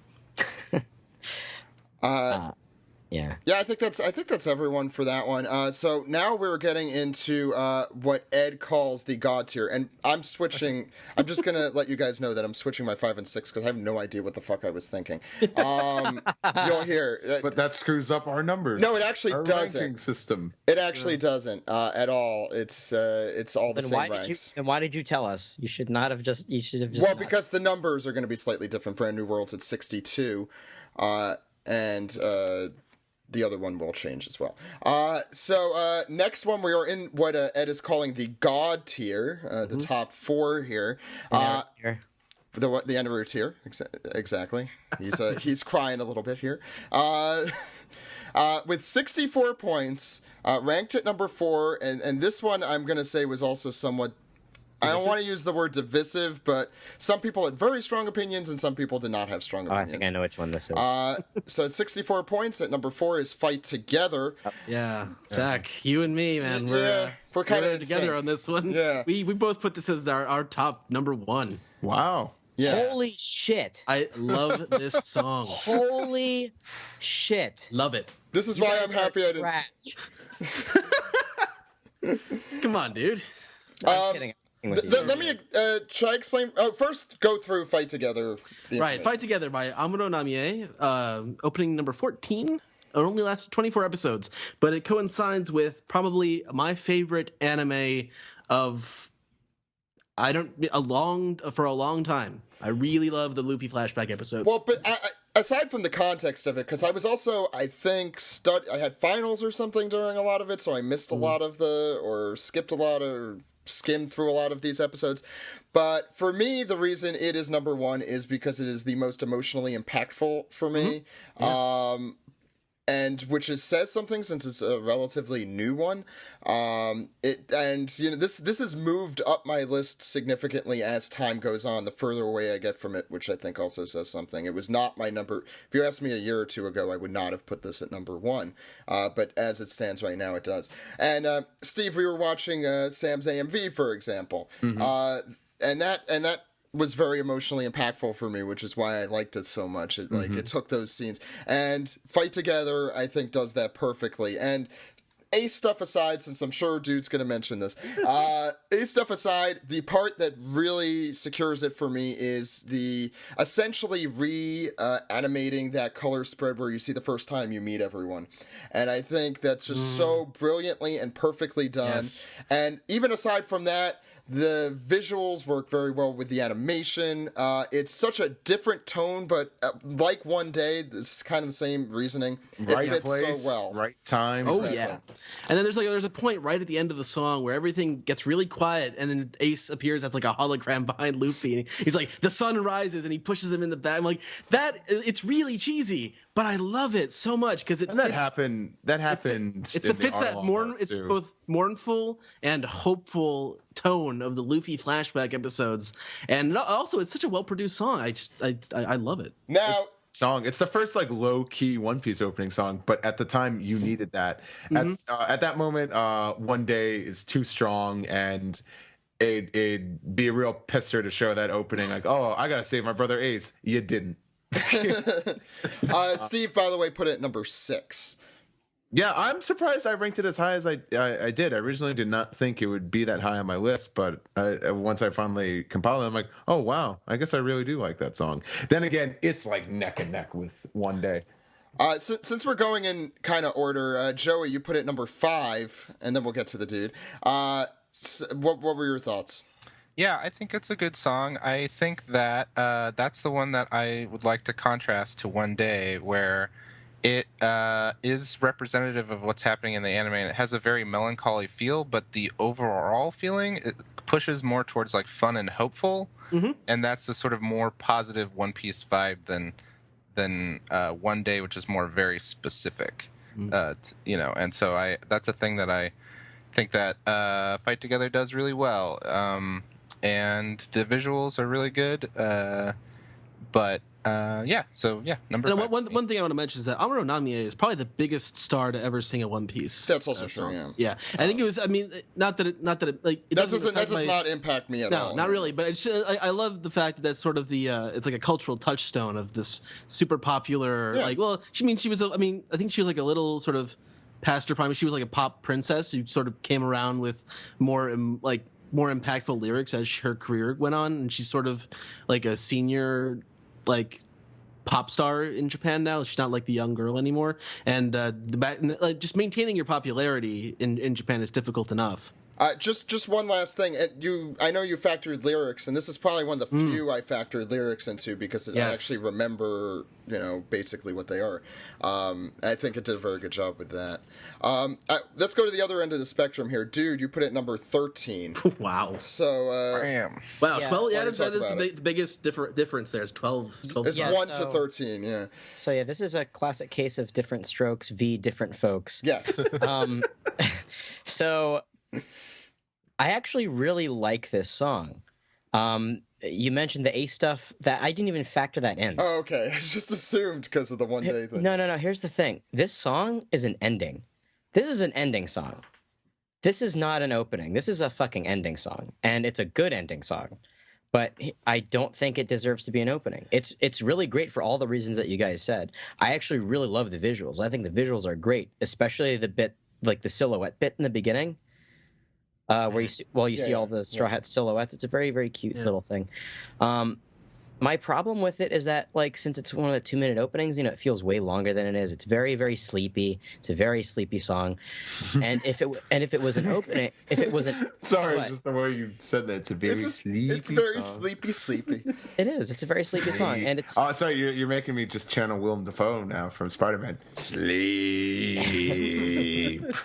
Listen to this opening and sleep, itsy bitsy spider. It would be easy for me to. Like I like it, and it was very appropriate when it came out. But as far as One Piece openings go, it's just not my cup of tea. If like I said, if it was an ending, I'd feel a lot more strongly about it, like in a positive light. I do want to say, Joey, I think you were mentioning on Twitter while we were going through this is that you realized, I like endings a lot more than openings. And I don't think I disagree with you, dude. I think that's probably one of the reasons why it's so high is because I do like endings, and if it kind of reminds me of an ending, maybe that's why I like it more than the openings. Mm-hmm. I don't know, that might have been a subconscious thing. Like, that's not something I went out. I'd like to make a shout out to Memories, by the way, because that's one of my favorite One Piece songs. Actually, awesome song. Can we like rank the endings at some another time? I know my top 5 is probably no different than. Let's not even discuss this. This is a fully different subject. My top 5 for endings is probably no different than it was 5 years ago because we don't have endings anymore. You haven't had an ending in 9 years. Yeah, I would love to rank all of them though. It would be interesting. We'll do that when we have time. I was tempted to slip like Memories into this list somewhere in the middle or something, but then this just to be a problem, but yeah. Okay, let's do the next one. I'm sure we could talk about this for a while, but very close. Only 2 points up with 66 points. This is there's a big jump from this one to the next one, but this one's very close to fight together. With 66 total at number 3, Kokoro no Chizu. And why don't we start with the highest, which is going to be which is Joey. I'm sorry. Hold on, guys. It's by Boy Style. It's the 5th opening. Went for 57 episodes. 57 great episodes. Joey, you put it at number 1. So Yes. why don't you go through it?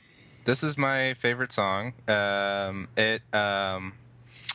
It just rewatching it, I always feel these big impacts of emotion and stuff, and it has these parts. I think because it is one of the longer openings, right, where it has several points where it builds and crescendos to like a massive impact, and it always has a great visual of that part with Kaku.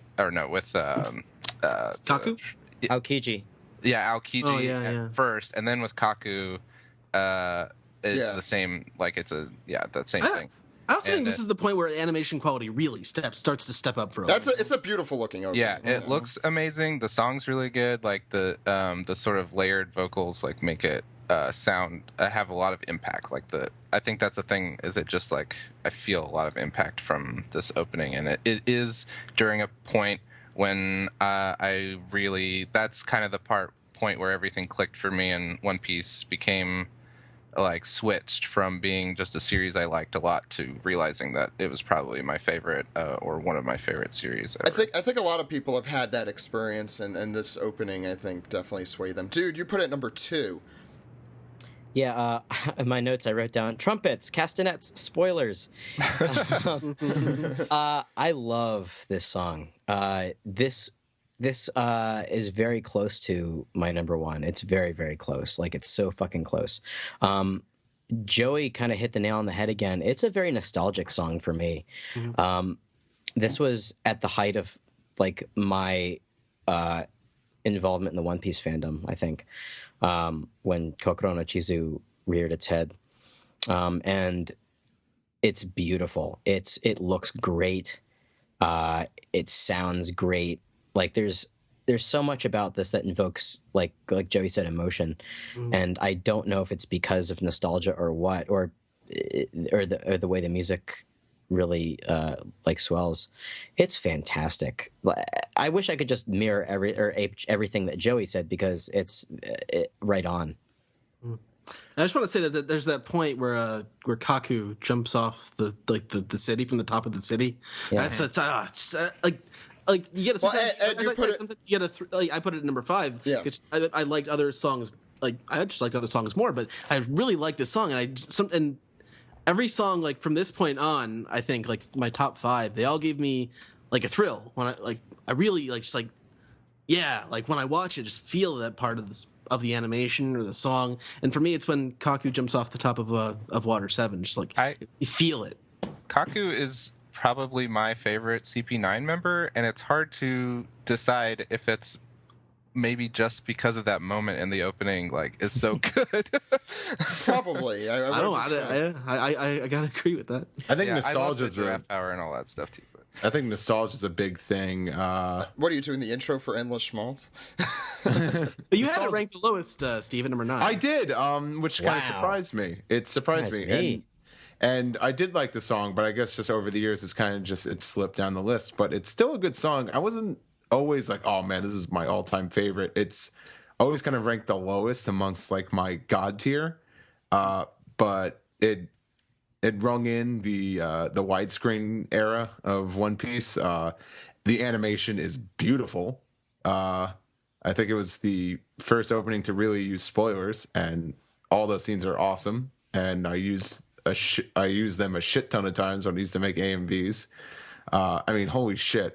From the Aokiji and Luffy scene to Sanji doing the freaking cartwheel and kicking hamburg. Oh yeah, that's amazing great, animation. It's such a great opening, especially I think, and it's a great opening for what I think is the highlight of the One Piece anime, is that season 4. Yeah, I was about to say that is the pinnacle of the One Piece anime. Yeah, those are my favorite. I ranked it at number 7, and it sounds low, but like it sounds low, but I still love this song. 8 and up, are how I feel like what Ed said. You know, his top 5 my top 8 make me super excited to watch all 8 of them. I like how on the ride home from Boston too, I pointed out the castanets because I love the castanets. Yeah. What dude was saying too. Yeah, no, it's true. Now. And it covers definitely 100% my favorite episodes of the One Piece anime. Not the One Piece manga necessarily, but definitely the One Piece anime. And it's a beautiful song. Beautiful visuals. The first widescreen stuff. I love the design. I don't know if it's quite like perfect Oda style, but whatever the style is, I love it. It's beautiful. I guess the reason why it's number 7 is just that the other 6 just get me a little more pumped. You like it more musically because this is like a girl band pop song. It's like so hard to differentiate why it's there. I do really love it.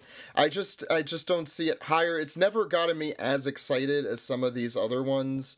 And I think if you're asking me this next year, I think it would be number 6 or number 5. I think it's been going up in my list as time goes on, but right now it just landed at number 7. I think that goes through that. So why don't we go? We're really at the end here, almost. There. And these two are pretty close. And you're going to be able to guess what the number 1 is very soon. Number 2 at 74 points is We Go.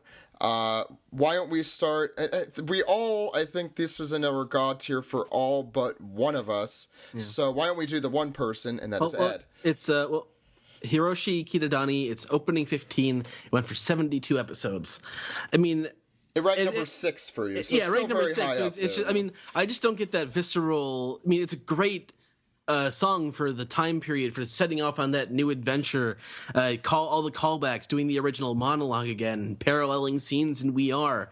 It's really enjoyable. I just don't get as I don't get that feeling that I get from like my top 5 in this song. But it's just.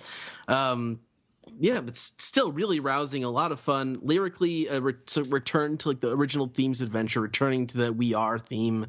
I just happen to like the other 5 songs more. Now, Steve, you and I put it the highest at number 2. So do you want to go through? I'm sure I'm going to echo what you and everyone else is saying. It's kind of hard to talk about this without talking about my number 1, though at this point it's pretty obvious. So glad to see Kitadani return to One Piece. And the song did not disappoint. I remember when like the instrumental was kind of leaked because it was in the video game. The video game trailer, and everyone's like, I don't know, it's kind of underwhelming. I'm like, it's the fucking instrumental. Kitadani is the attraction here. Yes, and holy shit, this song is awesome. It is freaking awesome. Kitadani, just his songs, it's just One Piece to a T. They're One Piece themes. They can't be anything else. Like a lot of these songs, they could be boy band songs, but this, like, the songs he's done for One Piece, like, holy shit. They are theme songs. Yeah, They are what, like, the freaking Transformers theme is to Transformers. Dude, you put it at number 3. Joey also put it at number 3. Do you want to go through your opinion? Yeah. Kitadani, amazing. This is like the sequel to We Are. I fucking love this song. This is like, even for a 2-minute opening, which I hate 2-minute openings, I wanted this to go on for another like 2 minutes. Like I love We Go. And then when people were complaining about it, why don't we give us a new opening, blah, blah, blah. I'm like, no, stick with We Go. Actually, I do admit, it went 110 episodes. I do admit, I did grow tired of it. It was time for a change, but you never hear me like, oh my, like some people were like, yeah, We Go sucks, and I'd be like, fuck off. Yeah. See, what I wanted was I wanted them to play We Got a Power and do a different use the same song but different visuals and maybe a different part of the song. Yeah. That would have been cool. I like that idea. They might do that at the end. I could see. Did they do that with We Got a Power? I know they did that. No, but there are a lot of. They did that with Chala Head Chala. Yeah, that's what I'm thinking of. I'm sorry. And they did that with Maka Fushigi Adventure too. But that's what I wanted. I wanted them to keep. Because I think the second version of the Dragon Ball opening had like King Piccolo stuff, but we never. Yeah. But no, that's what I mean. I wanted them to keep the song, just like change up the visuals for each story arc. Because We Go is One Piece. No, it's too good for Fishman Island. Yeah. That's the one. That's the one and only qualm I have about it is the content that followed it, which isn't really a problem with it. It's just it sucks that that's when it was. My memories are. The only reason it's probably not my number one is because my memories looking back are just terrible thinking about the episodes that followed, which are so awful. Both because the anime and the source material is also not that great. And who else has not gone? Joey, you haven't. Yeah. Like the dude said, it's like We Are Part 2. You know, it really. What the We Are remixes and stuff failed to do, this really captured that same spirit. I love the feeling of the song. I had it at number 3 as well. And I remember when this came out, I was borrowing a friend's projector and I just like watched it over and over again, projected up on the wall, and I was so excited to see like this part of the anime, the time skip and stuff. It's really great. One part that I like a lot looking at is the stylized shots of each straw hat with the repeating patterns in the background, where they've each got like one like little bonus thing in amongst all the repeating stuff. That was probably one of the coolest things about that. Yeah. So cool. And it's just following what Joey said about the comparing this to the We Are remix or the Straw Hat versions. Like those songs were in the uncanny valley, and this is like an actual clone. Not even a clone. It's just the same, cut from the same sibling. mold. Yeah, exactly. We've talked about it a lot already, so why don't we get into our number one? With 79 points, ranked at number one is We Are. The people who put it at number one are Steve and Dude. So, Steve, you want to start? Oh, and it's Hiroshi Kitadani, and it was first opening, obviously. It went for only 47 episodes. Maybe I'm just sentimental to kind of like initial things. We Are is the One Piece theme. It's the freaking One Piece theme. As opposed to an opening, it is the theme. It is the theme. It is so damn good. The visuals are so damn good. It's, I don't know. You should just ask me questions because I don't know what to tell you. Dude, why aren't you? You're probably better than me, dude. I love We Are. We Are is the One Piece version of Maka Fushigi Adventure. Yes. That's the Dragon Ball theme. It's the theme that was made specifically for the anime. It harkens back to when themes were made for anime as opposed to, I wonder what boy band or what popular group we can get to do our show. It's original. It's everything I want in an anime opening. And it's so catchy and so sincere and cheesy, like in a good way. Isn't it? It's very distinguishable. It's very like it's perfection to me. This is when I think One Piece, I think We Are. And God damn it, if it isn't. And I always didn't have that strong of an opinion of We Are. When I first was watching the Japanese version of One Piece, I was like, okay, this is an okay song. But then the more I heard it, because then when I was really getting into One Piece, like right around the time when like Baratier was getting really good, I first heard this song in Greece, in Greek. I heard the Greek dub of this song before I heard the Japanese. You think that's bad? The first time I heard it was 4Kids version that was played at some trade show or convention. Oh wow, boy, that wasn't like awful, was it? Like the so when it came time. Fun. So I'm sorry to bring up the 4Kids dub a couple times in any segment. Yeah, we didn't rank that song. Joey, you can fuck off. That's worse than garbage. It's poop tier. Yeah, that's it's shit tier. It doesn't even deserve to be called treble tier.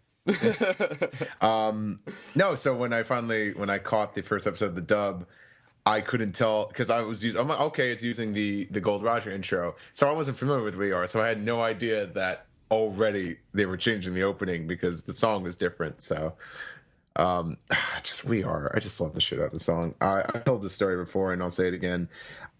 One Piece related, there's two things I did that I think are the nerdiest things or geekiest things in my life. One of them was the last time I was in Disney World, I was riding Pirates of the Caribbean, and I took my iPod with me, and I listened to We Are.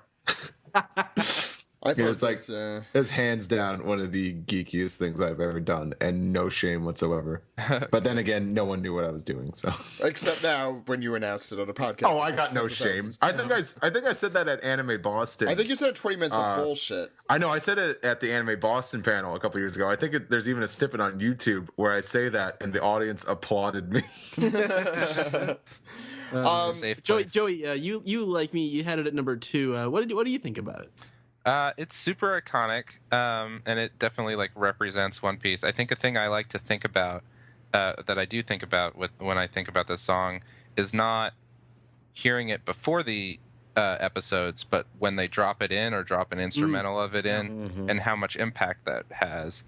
And it just really like that sort of proves that it is the sort of theme of One Piece instead of just an opening, like you said. A thing that I love about it, that we haven't mentioned yet, is that one of the great things about One Piece, especially in the beginning, I feel like it's maybe dropped off a little bit, is that Oda has a lot of really kind of weird and awkward a little bit, especially in that first bit. And it's something that sets it apart from other anime and manga. And that abrupt ending at the end of the song is so funny, where they just say, we are, and it cuts off super fast. That stuck out to me, and it always seemed like, is that supposed to be like that? And then the more you hear it and the more you associate it with the show, the more it feels like a representation of that sort of odd quality that One Piece has. Do you know, you mentioned just bits of the song that kind of jump out at you. Really quick, there's right after when there's the orchestra hits in the beginning where it goes da-da-da-da, and you see just the flashes of the first 4 crew members. Mm-hmm. Like that, gets my heart going. It reminds me of the orchestra hits in Makafushigi Adventure, where the da-na-na-na-na, and you've got Goku swinging his bow staff and punching and stuff like that. It kind of mirrors that to me, and it makes me feel like a kid. All right, so Zach, you had it number 5. Explain yourself. Yeah, Zach, what the H? What? No, I knew this would get a lot. I'm just trying to be a hipster and say, no.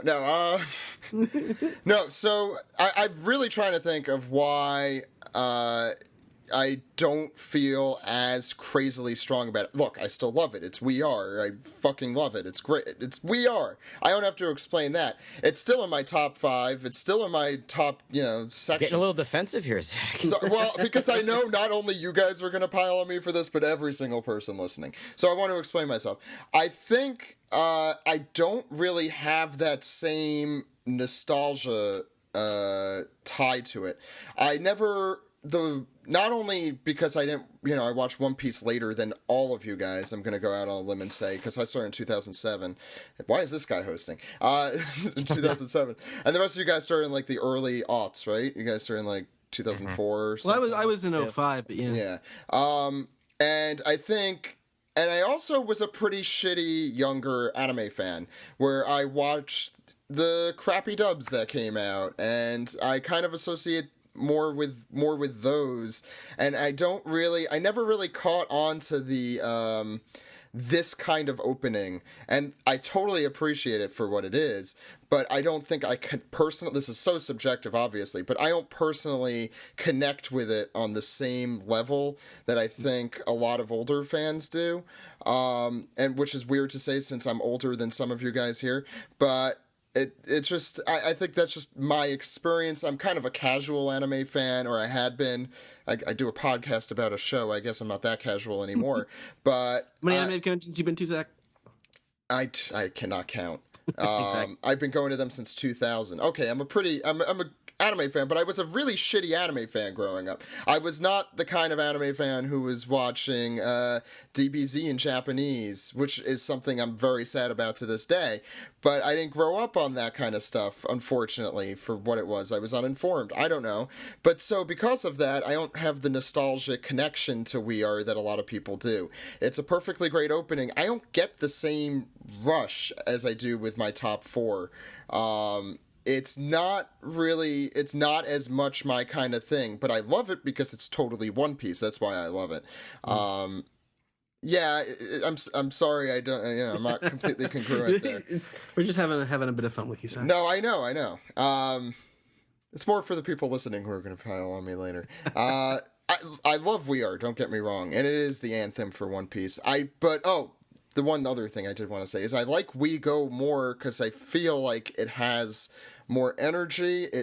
I know, of course, it looks better. It was made like 13 years later, but it gets me more amped. It gets me more pumped. I love that song and I love that opening a little more than I like We Are, a little more, which is weird to say. To me, it's the Empire Strikes Back to the original Star Wars. I like Empire Strikes Back a little more. I still love the original Star Wars, just like I still love We Are, but I guess it's my taste. It's subjective. Yeah. I'll shut up now. That's the end of the end of the rankings. But so a new. Well, Ed, you didn't say anything about We Are, Ed. He did. Number 2. Yeah, he said stuff. Yeah, it's just it is One Piece. It's what you guys have been saying. I pretty much agree with all of it. So now I know we've been here for 3 hours, but I do want to touch on the fact that we have a new opening that just came out. And so I'm not going to ask you, since it just came out, to rank it, and that's why we didn't include it, because it just came out. We need some perspective, as we said at the start of this. But I know some of you did rank it, so it'll be easy for you guys. But I'll just ask where you want to place it on this list and, talk about your, I guess, your instant opinions on it. I'm just going to go in the backwards order of how I have it listed, so I'll start with Joey. You have 5 tiers to put it in: the God tier, the upper tier, the neutral, the lower tier, or the garbage tier. It would probably be in the neutral tier, maybe upper to neutral. I'm feeling pretty positive about it right now. You could talk a little bit about it too. Yeah, I like it. I really, coming off of it, may be like you guys are talking about placement. Coming off of the last ending, it was exciting to have one that I like pretty well.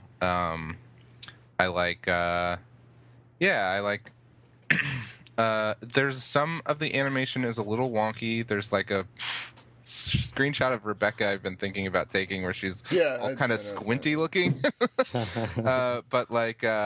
But there's, I really like the part with Senior Pink and Frankie, and even though I'm not a huge fan of Queen Vacusuck or whatever, I love the 3 tiers of people popping up and screaming at those parts. I think it's pretty fun. It definitely reminds me of what Steven was saying about how rock sounded like cheese flavored or whatever. Dude. I ranked it. I put it at 16 out of 18. Garbage tier is what you're saying. Yeah, I put this in garbage tier. It didn't grab me at all. The song itself is, I'm going to say it again, it's a very sleepy song. But it's very just, I don't know if it's the volume of the song or whatever, but it's just very you can barely hear it. And it's not very catchy at all. It's I don't know, it just seems like a very, very much like a throwaway song. I thought the visuals were okay. They get better towards the end, but it's mostly just I don't know. It seems like a very lazy opening to me. I almost prefer. I mean, I like "Wake Up" as a song better. I hate to say it. Well, you should. I do want to comment on the volume. I did notice that too, especially at the very beginning when Luffy's fist is punching through the side of the mountain. Yeah, it feels weirdly quiet. Yeah, it seems like it shouldn't be that quiet, right? I kind of noticed that too as I watched the episode today. But I watched the opening about a good handful of times. Vocal wise, it's forgettable, but to be honest, I really dig the instrumental.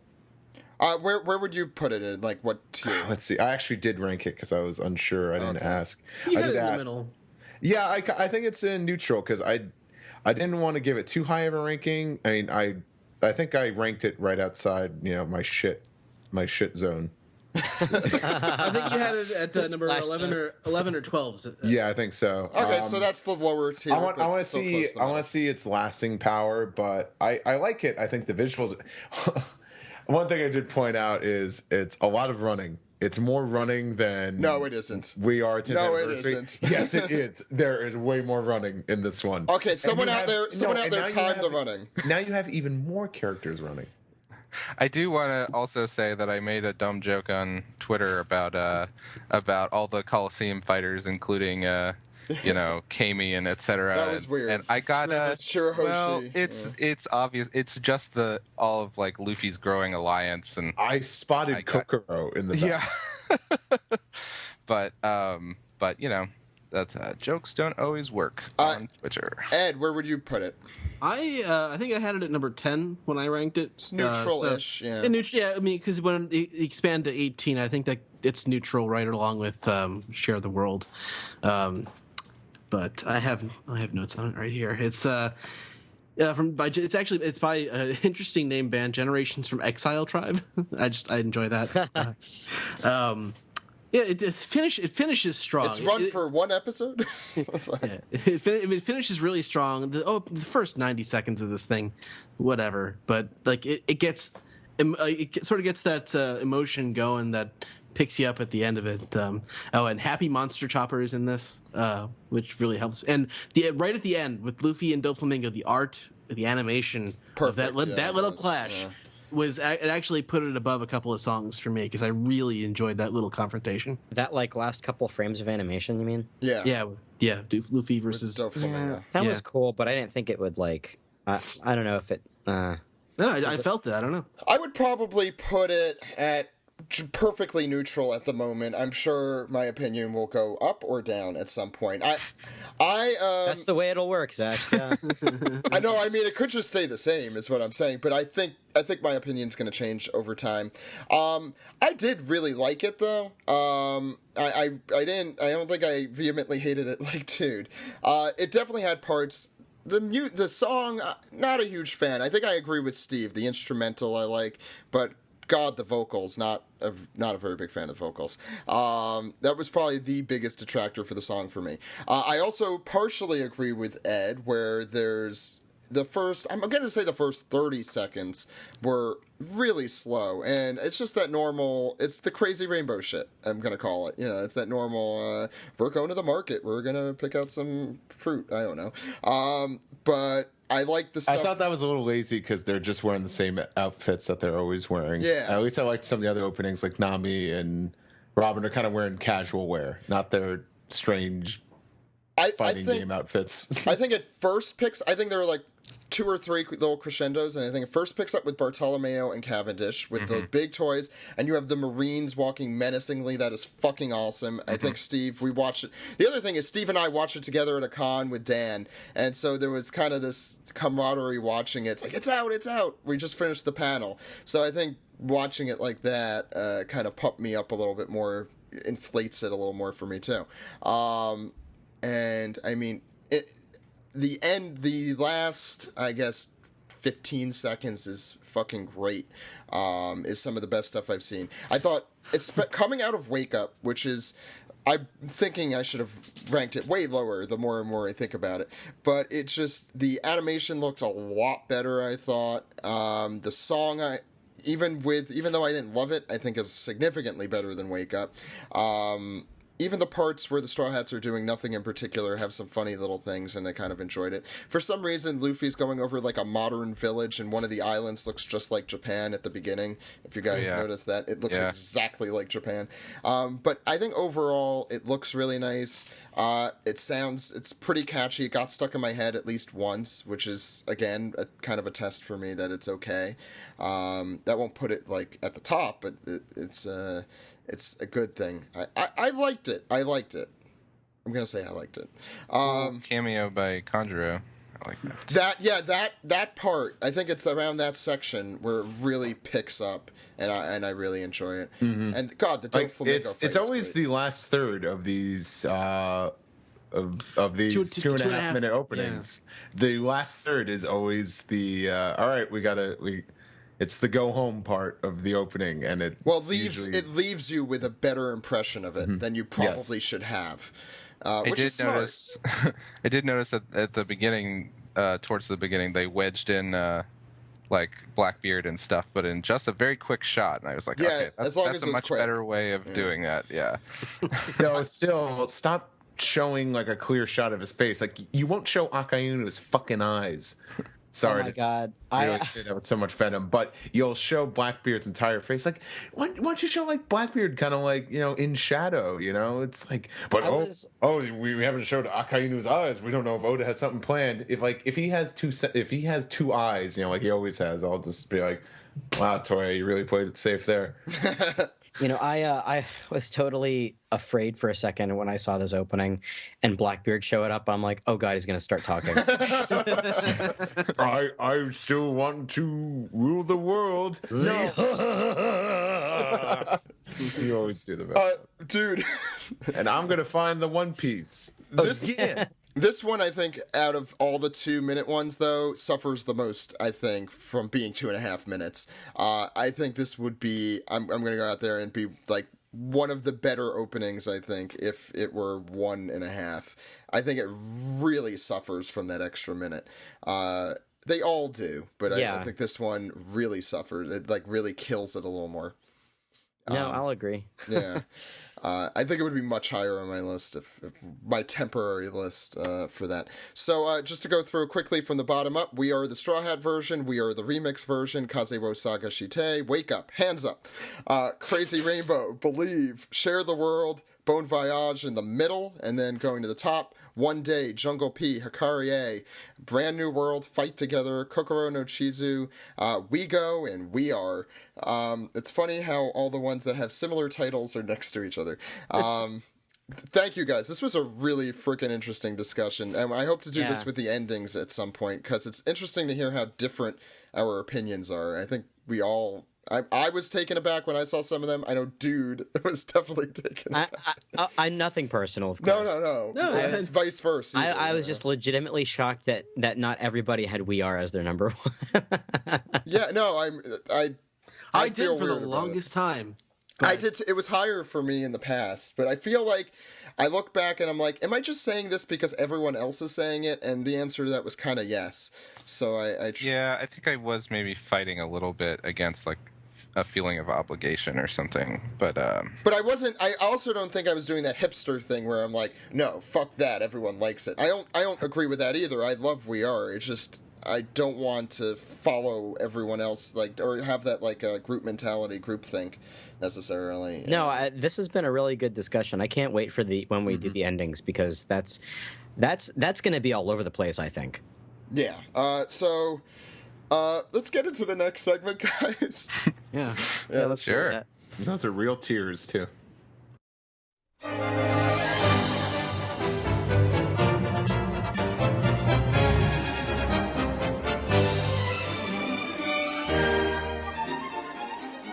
This is the anime recap for episode 687, A Big Collision, Chief of Staff Sabo versus Admiral Fujitora. So, you just listened to us talk about anime for 2 hours, so let's talk about what actually happens and that's just the opening.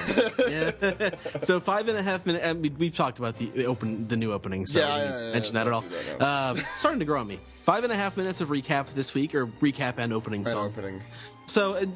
a little more than usual. It's a little frustrating, but so they start on the plateau with the big statue of Pika, and people are charging basically the entire Coliseum crew: Idio, Blue Gilly, Dogma, Lisabella, those guys. I do want to say this is especially Cavendish. I do want to say this is the first time I ever watched an episode on the subway. I had Crunchyroll on my phone, and I watched it on the subway, and it made the trip a lot easier and also harder. But go ahead, sorry. Right. So the officers are, most of the officers are just sort of standing there stone-faced, but Dellinger is kind of scared. He's just sort of, like, reacting to it. It was a weird Dellinger, right, Steve? Like, a little bit? It's the Dellinger he always is. Just the... okay. Yeah! Dellinger's doing all sorts of reactions. How dare I do a voice other than mine? Like, eek. Yeah. Look at him. The rest are just kind of annoyed.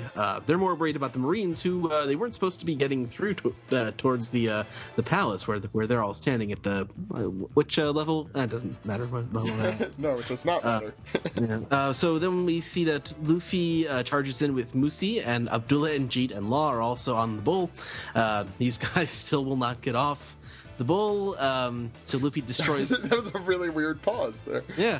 They Luffy will not get off the bull. Why don't you get off the bull? These guys right here. Get off the bull! Why don't you get off the bull? Luffy destroys some schmucks, and Abdullah and Jeet like coo with delight. It was weird. And then Dellinger is all excited about the Coliseum guys getting knocked down. But then Cavendish charges up the cliff on his horse, followed by Ideo, and the way they make it look is that Ideo like did his explosion attack and blew Cavendish away. But I guess he just attacked the... I will mention I hated the way Cavendish was drawn. I understand he's drawn a lot smaller, but his face looked like shit. Yeah? In like two of the same shots where he's like slow shot of him just riding on his horse, and he just looked like freaking Parco Folgore from freaking Oh, wow. Satch Bill. Yes, the guy that's saying about caressing the boobies. Oh yeah. Yes, children's anime, people. Iconic. Ed, keep going. Yeah. So Cavendish charges off on his horse to do whatever, attack the officers. We see Lao G does his G gag for a little while. It's great overacting on the part of the voice actor, but it's just sort of there. Orlumbus swings his giant whip, and Blue Gilly is annoyed by it. Cavendish is telling this to all the other Coliseum guys, but he's talking about his rationale. He just wants to help God Usopp and his friends, and get in the papers too. So Cavendish, he doesn't change. We see that Dellinger is getting even more excited now, and but then Baby 5 like scolds him for not noticing that the Navy is being held up by something. Dellinger gets a lot of screen time. He does. So, Steve, your wishes come true. And he isn't drawn like shit. No, he looks fine in this episode. Yeah. There's a lot of what's his name? What the hell is Advice. Yeah. Yeah, he gets the thumbnail in for this week. Yeah, I remember I was looking at that with you. I'm like, why the hell it's a Sabo and Fujitora episode. You think you would have a picture of them, but nope, it's just Mock Vice is turned to the camera like his name's supposed to be displayed right there. Everywhere you look, there's a hunt. Wow. They're making a new version of Full House called Fuller House. I heard about that. By Netflix. Netflix is anyway. That's not advertised. Not here nor there. That is real. It's going to be about Kimmy Gibbler. He and with Candace Cameron. My prayers have been answered. You have the weirdest prayers. Okay. So we see that Salvo is the one who is holding up the Marines. He just won't get out of Fujitora's way, man. And it's not that he has a duty to protect pirates, as he tells Fujitora, but he does have a brotherly duty. I love the way Sabo's face is done in this episode. He just has this sort of menacing, but aloof, weird. Menacing, aloof. It gets really evil at one specific point. Oh, yeah. But he kind of has a Luffy face. He does, which is why I like his design so much. Ace had the Poochie face. Ace is more... well, here, let's use anime terminology. He's more bishy. Yeah. Well, when he was first introduced, he was a little more stylized. He was a little more cartoony looking. You almost forgot he had kind of a bigger nose and freckles. I think he's always had freckles, but he always had freckles. You kind of forget Ace has freckles. Sabo's face is actually kind of menacing. He has a menacing, happy face, but maybe it's just because he's talking to Fujitora. Well, he was crushing someone's skull when he had this specific Well, we're not quite there yet. Yeah, I'm sorry to skip ahead, but the face was scary. Yeah, go ahead. So Bastille warns his men not to fight, and then they just sort of stand around for a little while. And one of the guys gets really skittish when Sabo's starting to talk and taunt them. Then again, it's the new world. Have these Marines never seen a Logia user before? I mean, they should have, right? I don't know. So they get the smiling flame face when they shoot him, and I feel like all these Marines should just the Vice Admiral says, "Don't shoot," and the Marines go I panicked, Like you disobeyed an order. You should be out of here, man. Like you need to listen to the vice admiral. My finger slipped on the trigger, Sarge. Oh, Shazam! Yeah, he just like vice admiral shouldn't be getting overruled like this by your grunts. Yeah. Get control of your men, dude. And there's a gratuitous curse in the Crunchyroll subs right there. Someone calls, a random grunt marine calls Sabo an asshole. Asshole isn't like that. It's not that bad, and it's also like a grunt marine, so it's kind of understandable. Yeah, that grunt marine has a dirty mouth. Sabo uses his super strong dragon's claw finger powers to destroy swords and guns without hockey for some reason. It doesn't like turn black. It doesn't have that effect. Yeah. I thought that was a little odd or a mistake or they were lazy. I couldn't figure out which of those. But he's using his superhuman double jointed powers to. Yeah, he's super Spock. Exactly. Yeah, that is kind of. I mean, that's basically what that move is. It's that Spock thing just taken to an extreme and the opposite mantra. I'm sure, it's more from like Chinese kung fu. I think probably. It's a really cool looking move. Like if I were a kid, you used to do the Kamehameha on the playground. I would do that. Or the Simpsons touch of death. Also apparent. Also, yeah. Although that's actually just sort of a shaka bra, but. Yep. So let's see here. Back. So this is where he takes off with his fire flight powers and fires a fire fist down into Joey. I think this is where Joey's comment comes in here.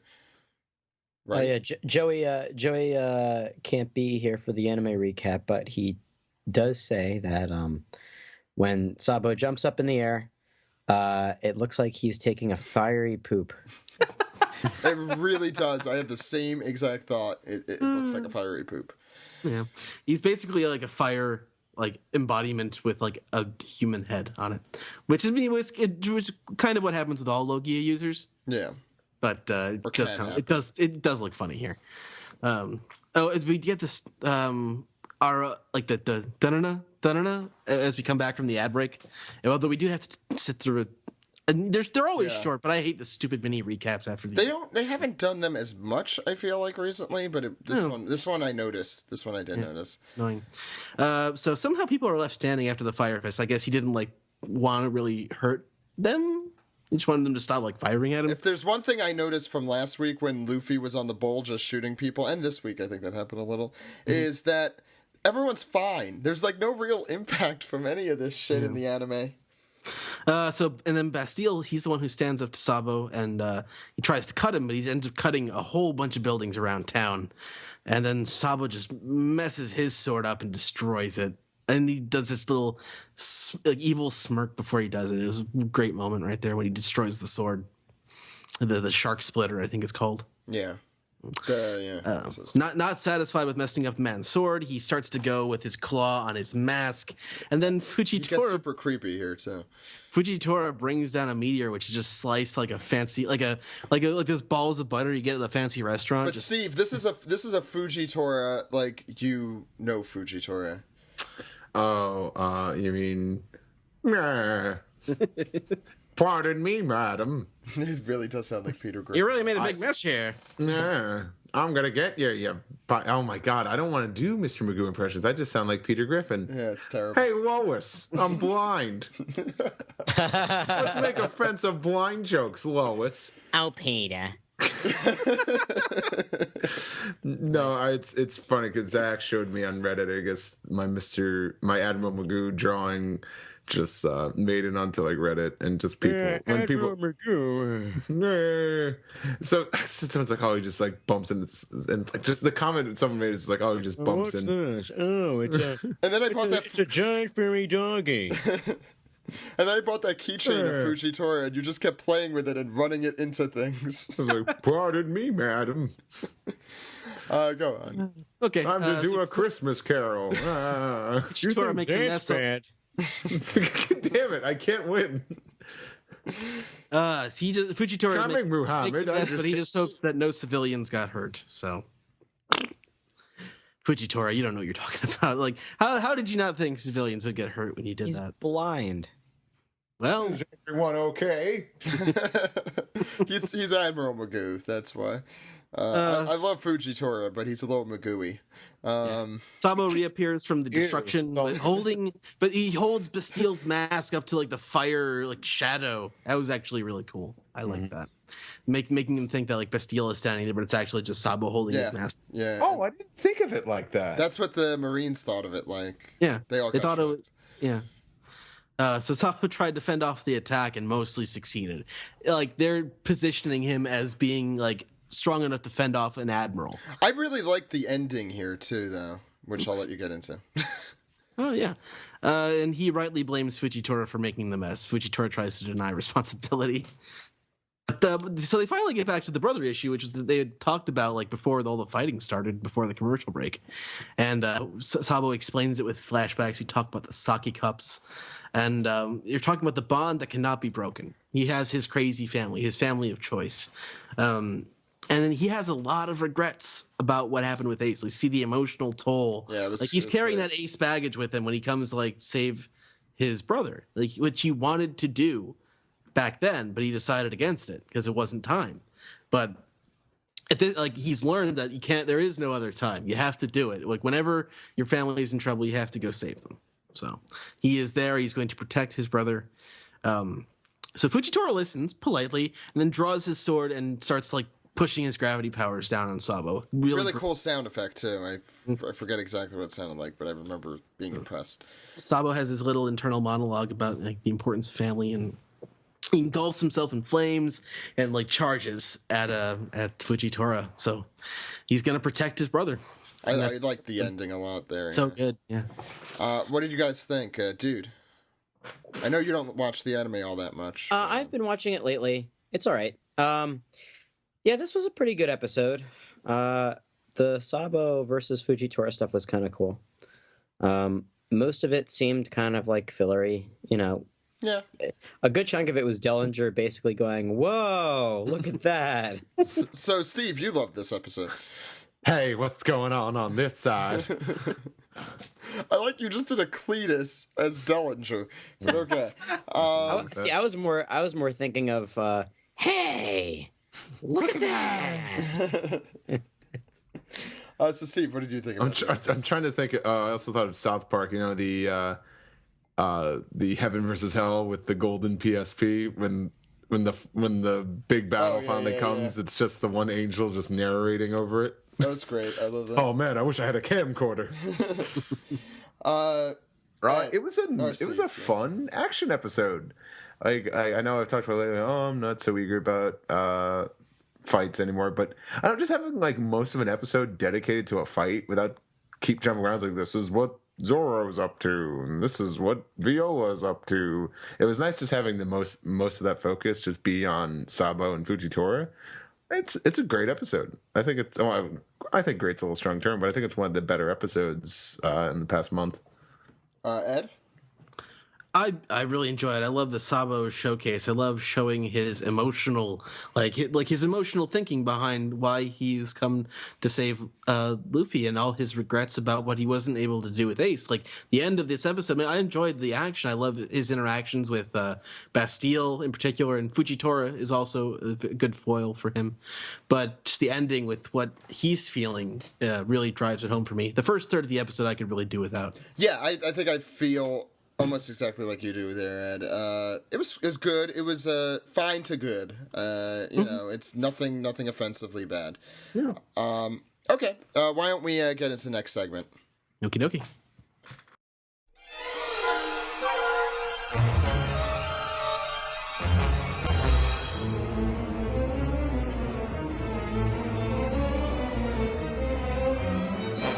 This is the manga recap for chapter 782, Champion of Evil. Ed, why don't you start out on the cover? Evil! This is going to take forever. Yeah. Go ahead, Ed. So on the cover this week we have the Solitary Journey of Jinbei, First Son of the Sea, Volume 26. Time for a party, as you do at the end of every one of these arcs, although it feels like this could go on for a lot longer, you know? Is it just me, or has most of this cover story been a party? Like, I feel like not much has happened. When you're traveling with baby sea kittens, then everything's a party. Yeah. All right, who guessed 782 on our list? I don't think anyone guessed that early. I guessed 792. No one guessed 782. The closest is me at 790. Oh man, now it's getting intense. But we weren't betting on the cover story ending in the party. It was the Dressrosa thing, Steven. I know it's. I think you're quibbling here, technicalities. I don't think that's a technicality. I'm just realizing now how ridiculous the title of this chapter is. Your winner and new champion of evil. Or I am the world evil champion. He's more string now than man. Than evil. So yeah, all the little animals are hanging around with the Wadatsumi, whose cup is as big as a house, and just he drops that on something. Someone's gonna die. You know what an umi bozo. Wow. Dude, you know, Wadatsumi's kind of cute, but I think about all that body hair. And his voice.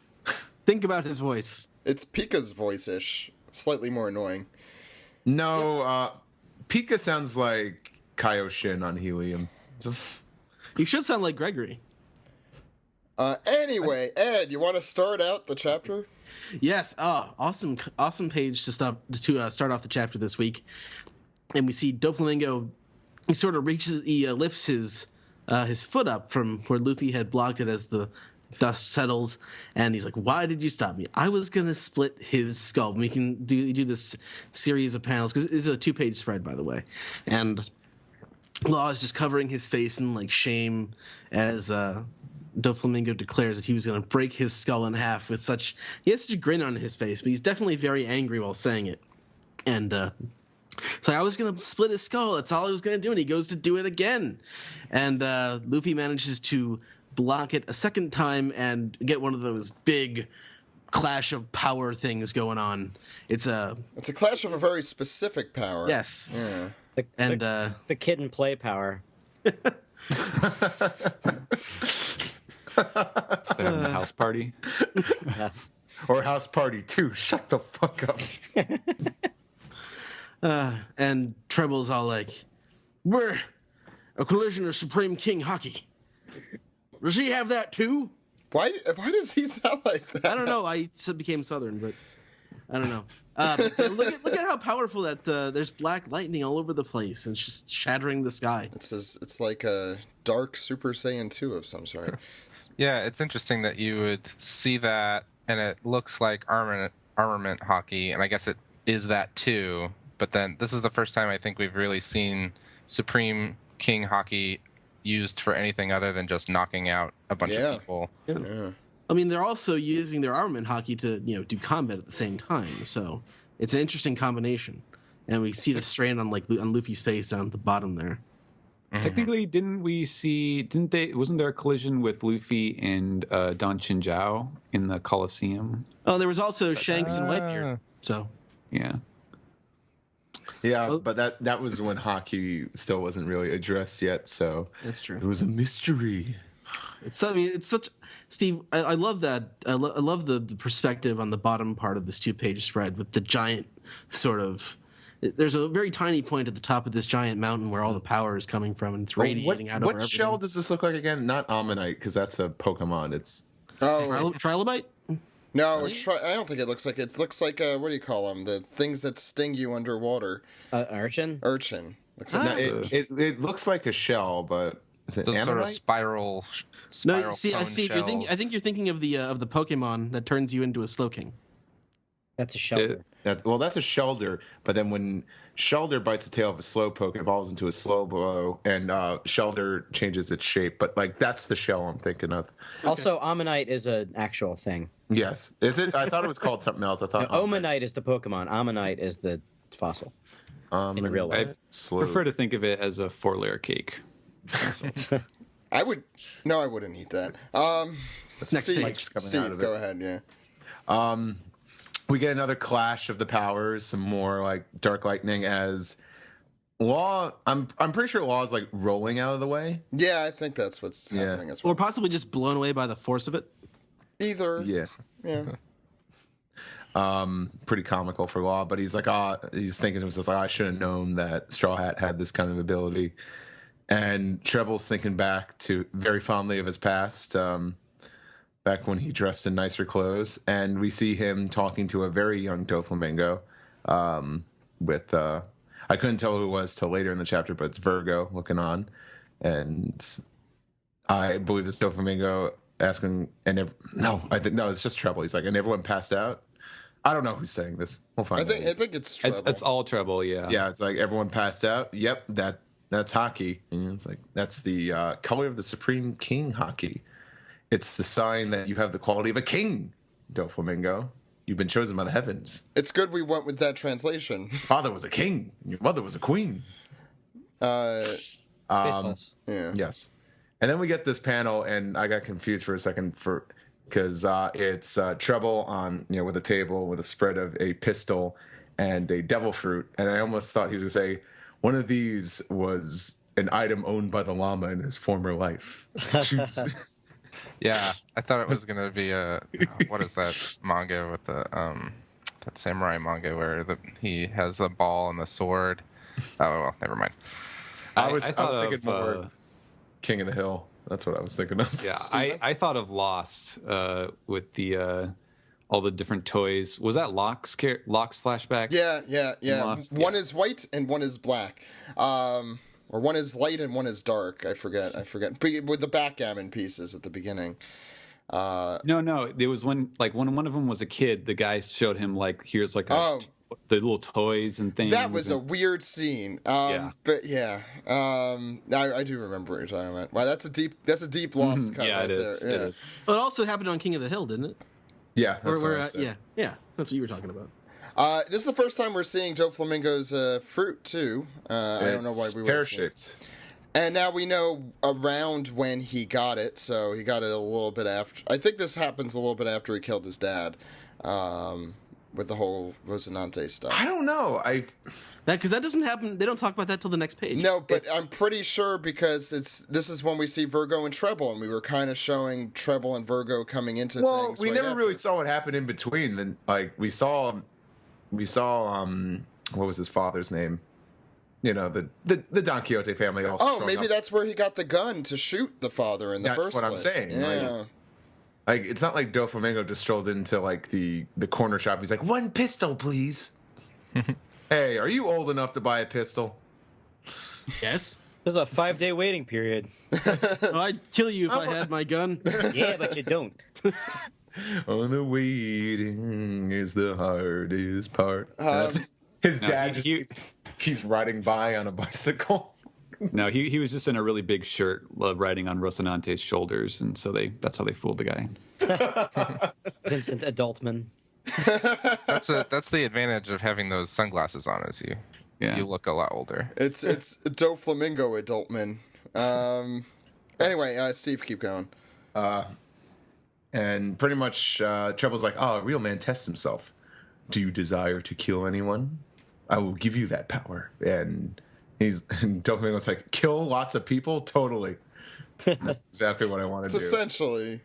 So then we cut back to the present, and Treble's all like, you're never going to match up to him. Doflamingo's on a completely different level. His birth infused him with madness. That's a great line, Steven. That's called jaundice.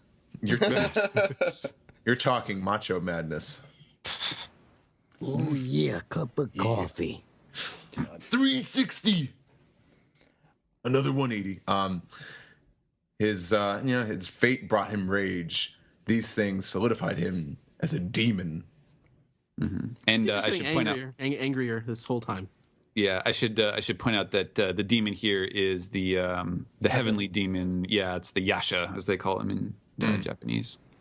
That's his nickname too, Heavenly Demon. Exactly. I remember Sengoku calling him that forever. No, I think he just called him Scum of the Sea. So after this, the full fight really ensues, and I have the page here, the 2 pages here, where it's just fighting. And I was talking about this a little with Steve. It's very reminiscent of the film Zed kind of thing, which I love. So this was probably the highlight of the chapter for me. I'll go through it quickly. Luffy retracts, I think, from the kick, or kicks him again with the same Conqueror's hockey, probably more likely what happened there. Then Doflamingo kind of throws him out there. I'm going to see how much of my martial arts training I could use to understand what's happening. And Luffy spins around and does a... what a maneuver. Does essentially an axe kick to trying to hit his head. Doflamingo blocks it. Then Luffy spins around again, hits him with a roundhouse kick that's kind of all, rubbery, because, he's a rubber man, I've heard.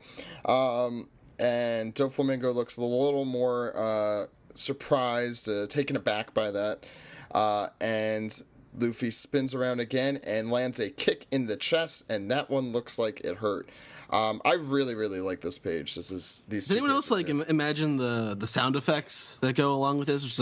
It's that popping, that air colliding noise that they use. I want to see this with no music. Also, I want to say. I hope this sounds like two aluminum baseball bats just striking one another. Yeah, I'm glad you brought that up, Ed, because the sound effects are different on this. He usually uses kind of stuff. It's usually ends up being translated more like thwud or thwack. Kind of like flesh on flesh or fist on flesh, but here it's like gong gong or gaking. So I did a lot of like gaching and like wham, and it's like when I hear it in my head, like normally you think of like a fist fight and you think of like bad Foley work in like old like Western saloon brawls where they're like psh, psh, psh, like that. But this sounds like metal on metal. Like it sounds like, somebody hitting like the side of a furnace with a bat or something like that. It's really solid. It's very impactful. And I love it. That last hit, especially, like I imagine it having a lot of echo, really like a lot of impact. It's a boom, like, Joey, pick up from, so Luffy lands another big blow on, Doflamingo's cheek and then follows it up with a uppercut, and then he does this thing where he kind of like flips backwards and throws his hands back to do Eagle Bazooka, and but he misses this time, just breaking up some of the ground because Doflamingo has moved to the side where he's doing a move called Athlete, which I assume was the English word in Japanese. Athlete, Yes. Yep. Athlete, which was kicking with his strings, and he kicks at Luffy, who blocks them, crossing his arms. So we've settled on Luffy using a lot of birds in his attack names at this point. Yeah, we have Red Hawk and Eagle Bazooka. I like this, and the thing is, it kind of looks like an eagle, the way his hands are shaped there, coming backward. Reminiscent slightly, if you use your imagination. I like that we're seeing some new stuff from both of these guys here, especially Luffy. He's using his left handle. He uses like a 2-punch, like that big overhand left to the face, and then the uppercut with the left hand. It's Oda. He's a lefty. He's representing that left-handedness there. Maybe. Yeah. Dude, go ahead. So Doflamingo connects with his Athleto attack, and with a thwam, Luffy gets launched, but before he can, I guess, go any further off of the plateau, he hits something with a large Blorp. That's accurate, yep. Is what I would imagine. I didn't say Blorp. We're out of Blorp license plates. So Luffy appears to be stuck in a clutches. Luffy wonders what the stuff is, and surprise, surprise, it's Treble. Here comes Treble. Here comes Treble. And he says, don't start thinking you actually have a chance of winning. Here I go, Luffy. I've got him stuck. And he's stuck. He sure is stuck. Luffy's definitely in some deep, deep trouble. Yeah, and that's what I'd call a sticky situation.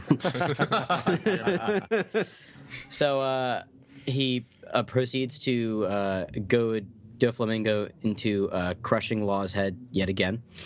Like a pumpkin on November 1st. That's right. And Luffy pleads with him, "Don't do it.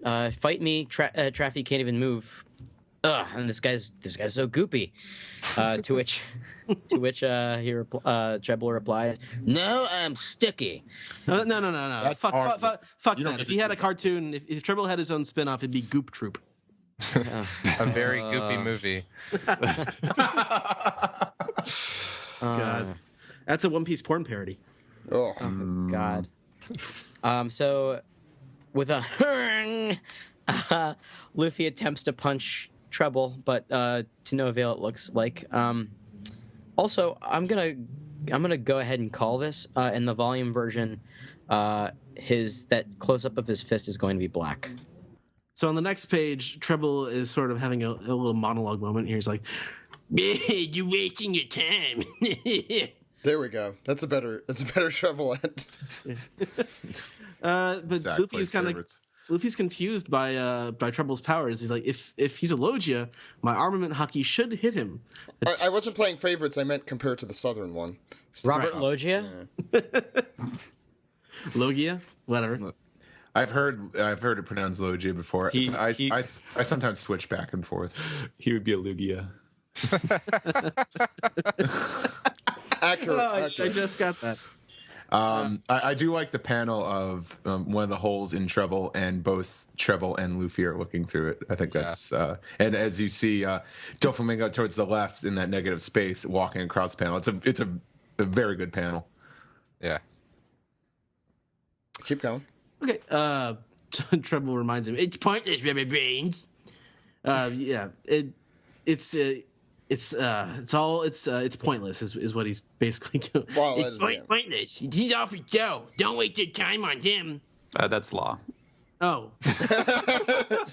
Well, your voice. Badly injured. So. Well, that's how he sounds. Okay, so Law continues. The biggest reason I didn't want to sit on the Heart Throne was being associated with these idiots. So Law has issues with the Doflamingo concept of family going back a long time, but and over the last couple of chapters, it's been emphasized. Just to reiterate, that whole part was not Treble. That whole part was Law being pointless, just saying, "Look, don't waste your time on him." Sorry, just want to reiterate. So Doflamingo is very angry, but he's sort of calming his anger at this point. He's like, "So your mouth still works," and then we see Treble. I love that line. Yeah, Treble is very annoyed. He's a lot angrier at. He's getting riled up. Why haven't you died already? Stick him, launcher! It's a free officer to the cornerstone to the family. You had no right to humiliate us. You can't use this voice the whole time. He talks a lot. You're gonna lose people. Yeah. It's Luffy. He told him, Traffy can't move. And Treble is just imploring Doflamingo. He's gonna teach that brat a lesson to get out of his way. He's gonna teach Law a lesson about how Doflamingo is the king and absolute ruler at all times. But between the current supreme officers and him, there is no hierarchy or distinction, and we see that. Treble's attack, the stick and launcher, is basically holding Law down. It's covering his body pretty much. So there's no distinction between them. And you know why? Because one day, 30 years ago, the four of us stumbled across his limitless talent from heaven. We gave him power, we raised him, and shaped him into the champion of evil he is today. And we have another mini flashback. Well, can we first comment on his eyes? Where were you when we got that doofy from heaven? We've seen his eyes before, but not in full glory like this. They're creepy in addition to the creepy everything else he has. And it's about to get creepier. Yeah, I'm really drawn to this shot of him. I don't know. It's interesting to look at and see his whole face. Well, he's like, now I'm going to be serious. I'm going to take my sunglasses up slightly. No, but that's exactly what he's doing, though. He's doing it for effect, because he wants to stare at him directly while he's like, you offended the family, and the family, there's equality here between the Supreme Officers and Doflamingo, which is kind of surprising, but that's how they feel about family. Family is equal. Between the five of them, that's the family. Yes. Family. Family. I want to see the Doflamingo family now all sing Family from the Skypiea song. Man.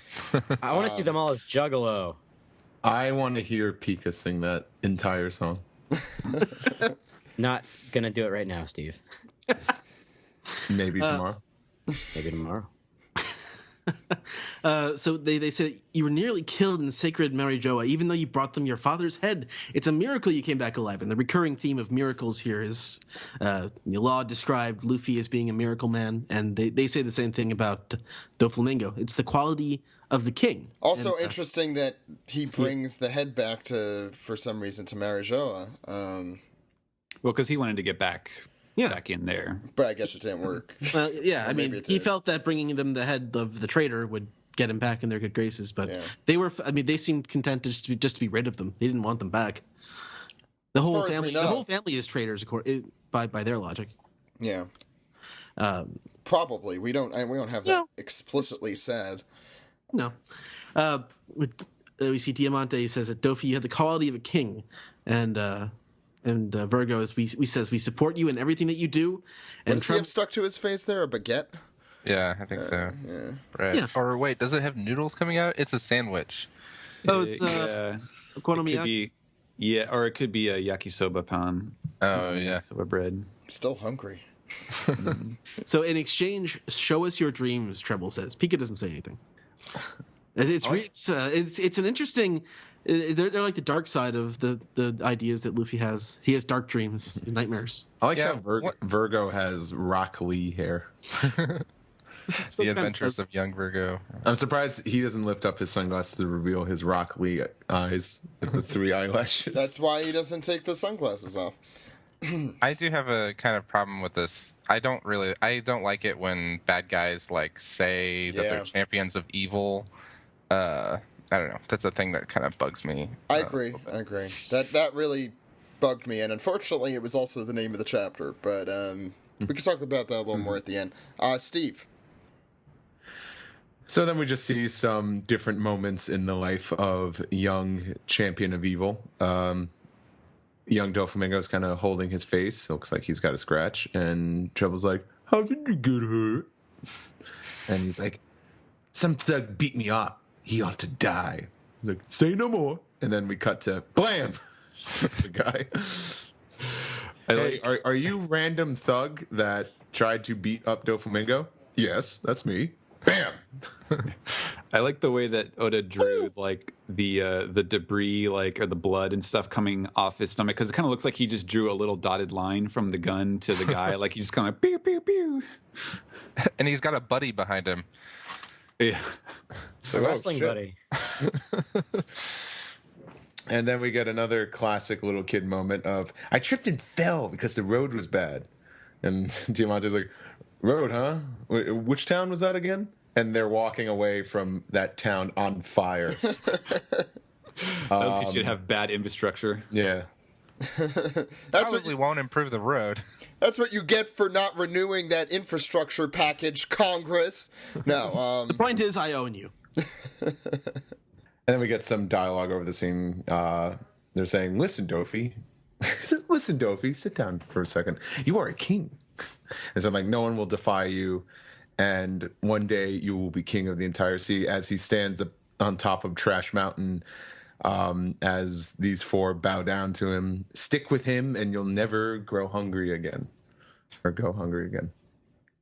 It looks like Akira or something. Yeah. Yeah, that background is so great. That credit probably goes to the assistants, but the trash heap looks amazing.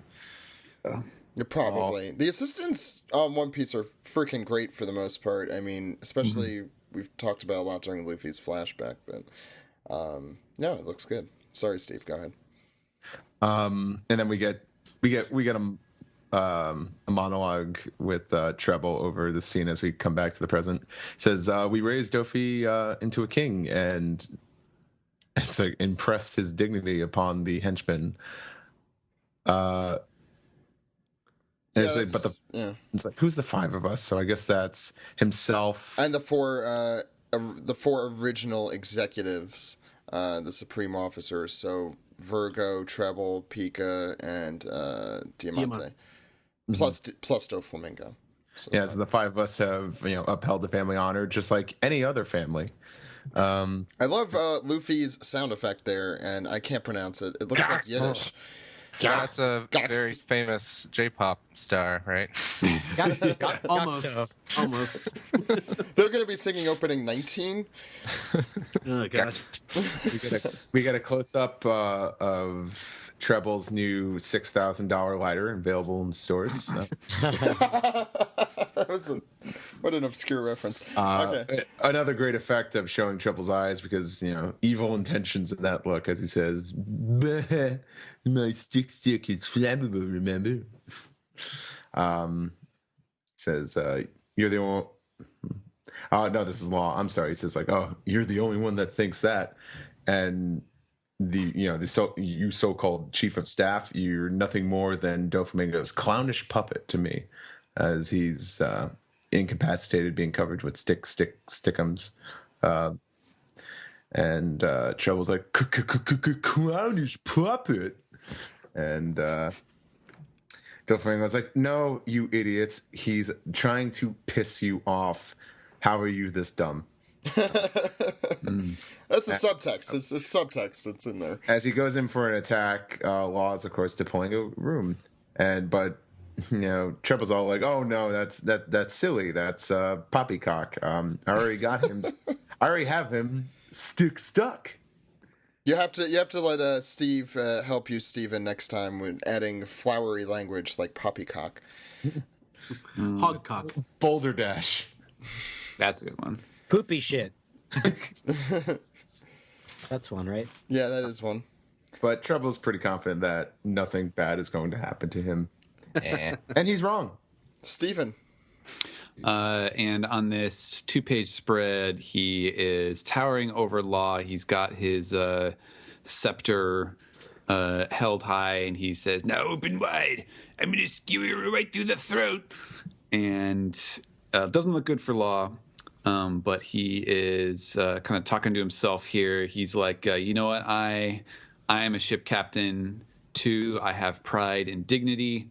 And if I have to leave both of you guys to Luffy to take care of, then what is my dignity worth? I wouldn't be the second most popular character in the series. Exactly.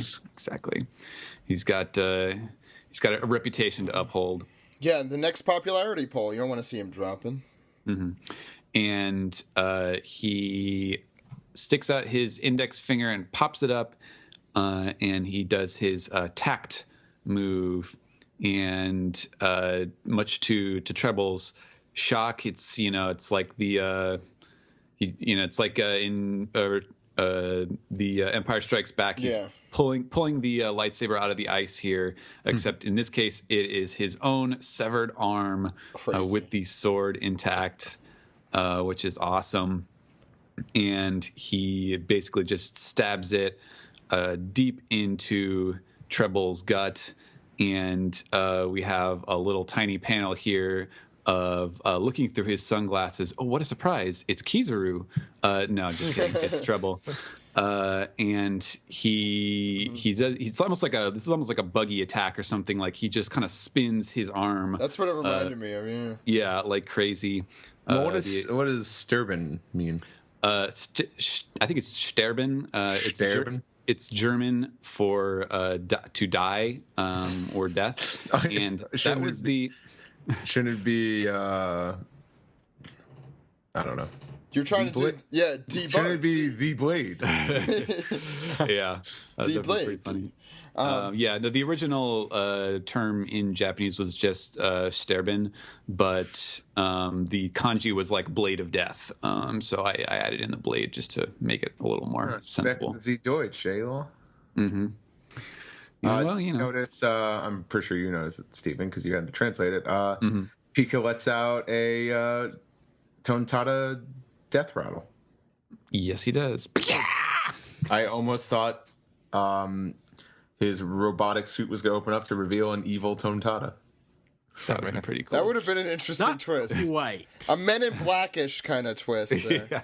I mean, it's kind of Men in Blackish what we get. Well, we're not up to that quite yet. Do you want to finish this off? I will be happy to.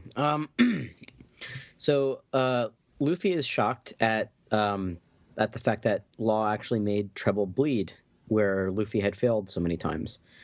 And it looks like Treble's still in pain. He's pigyaing all over the place. Loudly, right? I think we could assume he's yelling this very loudly. Yeah, you can hear him go pigya, and it's sort of echoing all the way to the flower field.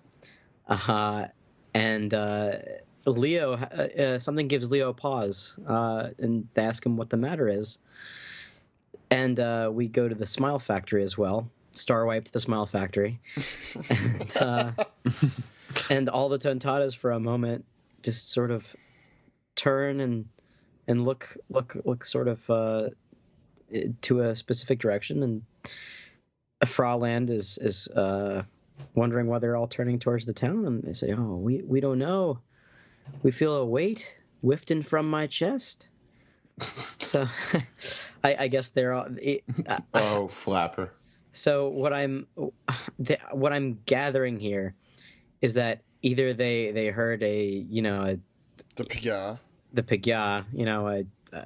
as if a million voices cried out in terror were suddenly silenced, or that's kind of what I was thinking.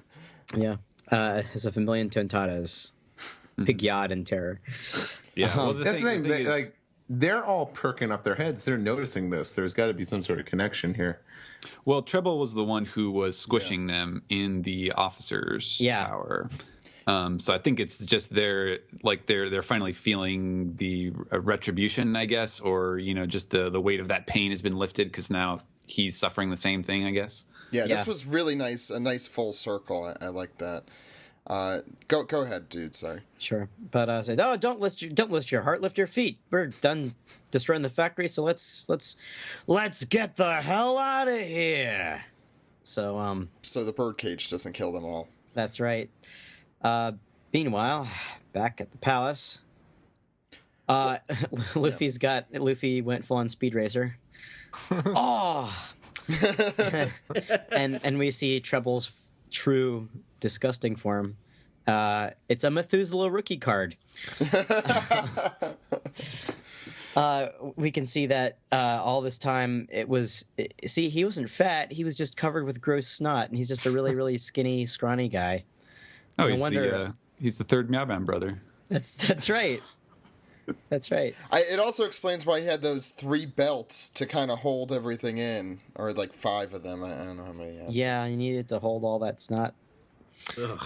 So much snot. So much snot. So at this point, Luffy realizes, that's why my punches passed right through him. Although didn't he get cut in half by Usopp? By no, Law. I don't. Oh. When he used his laser 420 move? I don't know what he did. Okay. Yeah. Well, I assume he's been moving out of the way in his body. Just getting out of the way, but his robe is still intact. Yeah. Well, Law split him up, right? But I think that was just. Oh, Law could do. Oh, yeah, that was just. But Law could do that to anybody. So no, but I was referring to when Usopp fought him and cut him in half with his plantain montañas. Right. You're both right. Yeah. Yeah. So go back and look at that one more closely. So Doflamingo gives what is possibly the greatest insult to call another man, "You clown," and with clown with his clown, "You clown," with his last. Let's get some Tim Hortons. Tim Hortons with his last wheeze, his last breath. He takes his wicked scepter, turns it upside down, and is gonna light his own snot and take Law down with him. And we see a giant fiery explosion atop the big spiky poo. And Law's dead again, obviously. Oh my God, you guys! What are we gonna do? Gosh, I don't know. No. The third time's a charm. How will all the fangirls take Treble being dead? Joey, that is the real question. Why don't we start with you, Joey? What did you think of this chapter? Don't you forget about Treble. My I like this chapter a lot. My favorite reveal was that Treble was a skinny guy inside of a big snot robe. I thought that was amazing. But yeah, I thought it was good. We get a little guy in a big coat. I'm beginning to worry that everyone's predictions for the end of this storyline are a little too late, though. Like, how do you mean? 10 chapters is a long way. Even I think I had like the first. You had the first one, Zach. Well, yeah, I have the earliest one. If we're all over, I'm just gonna subtract everyone by 10. But I'm not worried because there's still a lot that needs to be done. And even after everything's done, there's usually, kind of like a post-art kind of thing, especially with long ones where you get a bunch of reveals. Burgess is still hanging around. Sabo is still hanging around. Fujitora is still hanging around. There's still a lot of loose ends before we get to the party and head off on the boat. I see. Yeah. So I think 10 is still a reasonable amount. We're 10 away from Ed right now. We're 8 away from me. That's a whole volume right there. That is a whole volume, but I wouldn't be surprised if there was still a whole volume's worth of material in Dressrosa. I know people don't want to hear that necessarily, but I wouldn't be that surprised. Steven, what did you think of this chapter? I enjoyed it a lot. I had my reservations about Law kind of pulling everything out of his hat, shall we say, last chapter, and kind of defying. I don't know if defying logic, One Piece logic, is necessarily true, but it seems a little excessive last week, and by comparison, I think this week when he did his little trick on Treble, I was sort of like, oh yeah, whatever, fine. Law has no end to his powers. He can just keep doing them for as much as he wants. But I thought it was a good way to let him, have his moment. Presumably, this would be, if not the end of Treble, pretty much. It's got to be the end. Yeah, I gotta think. I mean, but I would think.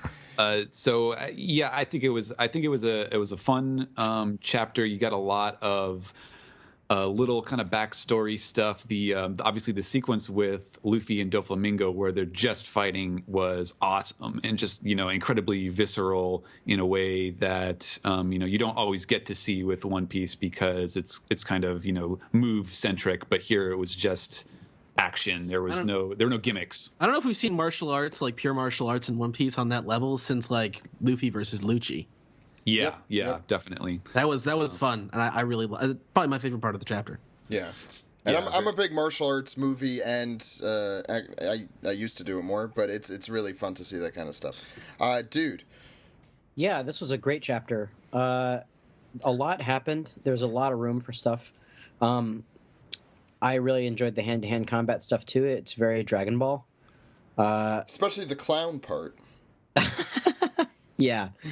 Well, I was mostly referring to how Toriyama would do fight scenes like in the Cell Saga. Yeah. Where you would see every blow, like blow by blow, and I kind of missed that in One Piece. So this was just a really awesome thing to watch. I also like that we got to see a little bit of Doflamingo's past and what the deal was with Treble. I kind of wondered if he was if Treble was the one kind of pulling the strings. And he definitely did have a hand in facilitating Doflamingo's upbringing into a sadistic megalomaniac. I thought that the Treble reveal was the best part of the chapter too. Steve. I enjoyed it. It's a solid action chapter. I really like the hand-to-hand combat. I'm pretty sure we're getting to more crazy devil fruit powers later, so I kind of like them just trading blows first. If it's anything like Film Z, it'll be really cool to watch. I do have some grievance with the ending. General grievance. Time to abandon ship. Sorry, we're gonna talk. Time to abandon ship. Oh, you're loving that too much. Sorry, I actually kind of got into a little bit of a hunch right there to reenact how General Grievous sucks. Anyway, in what was Revenge of the Sith. grievance, Steve? I think we're kind of like in this endless loop now of, oh my God, Law's gonna die. No, he's fine. Oh my God, he's gonna die. No, he's fine. Steve, we've been in that since Punk Hazard. No, but I felt like it was a little more spread apart. This is just Yeah. You're right. It's chapter after chapter. Like, Law gets shot so much and then he's right back up. It started to remind me of. Do you remember that skit from Saturday Night Live? It was making fun of like something from the OC, where just the guys just keep shooting each other and they play that really stupid song. The what you say? Oh yeah. That's exactly what's going on with like Law and Doflamingo. Yeah, we talked a little bit about it on the anime boss. What you say? It just freaking just. Oh no, Law's shot. He's dead. And then boom, he gets up. And it's. I'm kind of like, all right. Law needs to just. I think this was important just to kind of take trouble out of the picture. But okay, Law, you had your fun. It's Luffy versus Doflamingo time. Trafalgar Law in Groundhog Day. It's amazing because 2 weeks ago we were talking about this whole thing about death and if if Trafalgar Law is dead, or like how are they gonna play. We're not falling for it again. Yeah, fool us 3 times. I didn't even fall for it the first time. We were hardly, No, I know, but this chapter ends with like Law getting caught in an explosion, and I don't care. I just don't care because there's no consequences. He's not going to die. Joey, it's like Groundhog Day, except it all it's Groundhog Day per 5 minutes because this whole arc takes place in a day. I just wouldn't even have done it. I'm gonna wait and see what happens, of course. But I just felt like, if Law's gonna survive, Pebble should have just keeled over after this attack. Fool me twice. You can't fool me. But it's kind of the Chekhov's gun thing where you've got fooled again. You've got all the mucus everywhere, and you got the fire ready to go. He's got to light it. It's got to happen. What the consequences of it, we don't know. I'm going to reserve judgment personally for that until next week. But I agree, Steve. That is an irksome thing. I don't think that's a word. But this is more cliffhangers than Trapped in the Closet. Wow, that is an old. And just as many guns. Ed, what did you think? As many other people have already said, I loved the hand-to-hand combat between Doflamingo and Luffy in this chapter. It you really get a thrill from reading that. I was confused by a lot of like the treble and the treble and Law fight. It just a lot of the things Law has done in like the last 3 to 4 weeks I don't understand how they happen exactly. It's difficult to read, and like with the fact that he's able to switch things out and avoid injury, and then he gets shot, and as you guys have said, he gets shot and he's back fine again, and he's healed and not healed, but he's like fixed himself up, and I don't know. Law's powers are probably some of the most confusing. I think series. Oda's able to do that a little more because his powers are essentially healing himself. He kind of has that ability, so he's able to. He has a little more endurance, I think. It feels kind of cheap, though. It definitely. It's what Steve was complaining about. It definitely does. The thing is, there's one thing that I did really love out of that came out of that whole thing, and that is seeing a severed arm with a sword coming at Treble. Yes, which is just plain awesome. And I'm willing to take the rest of it. I also love that the Tontadas can sense Treble. Like they can hear his far off scream and just like, that sounds good. Yeah. And when I first read that, I was super confused. It took me a minute to connect the Pigya from all the way back over like a year and a half. I think the Pigya stuff was the Tata Babasco episode, which was early 2014. It was in the anime like a month ago. No, it was in the anime months ago. It was in the anime. It was in the anime this year. It wasn't that long ago. I think it was 2014, Ed. It wasn't 2015. I'm pretty sure. Anyway, this is a stupid argument. I'm not arguing about this. We could check. We could check that. Our fans could yell at us later about it. I agree with what everyone else said. I really hope I'll pull a Steve here. You have one job, Toei, and that is to animate that fight at the beginning well. And I think it will work a lot. Just don't make it look like Virgo finger pistoling a bunch of G8 guys. Not G8. I'm sorry, G5. Yeah, G5. Yeah. Although I think in Punk Hazard, that was horrid. I think the anime will also. I was away. I think the anime will also go a long way in sort of showing how Law's powers work better than the manga really can. I want to see it look like Zed as much as. But I know it's like, oh, they done it already, but that's just the perfect example of how to do that kind of. I could just do One Piece the movie. Does Law die? I don't know if anyone will get that.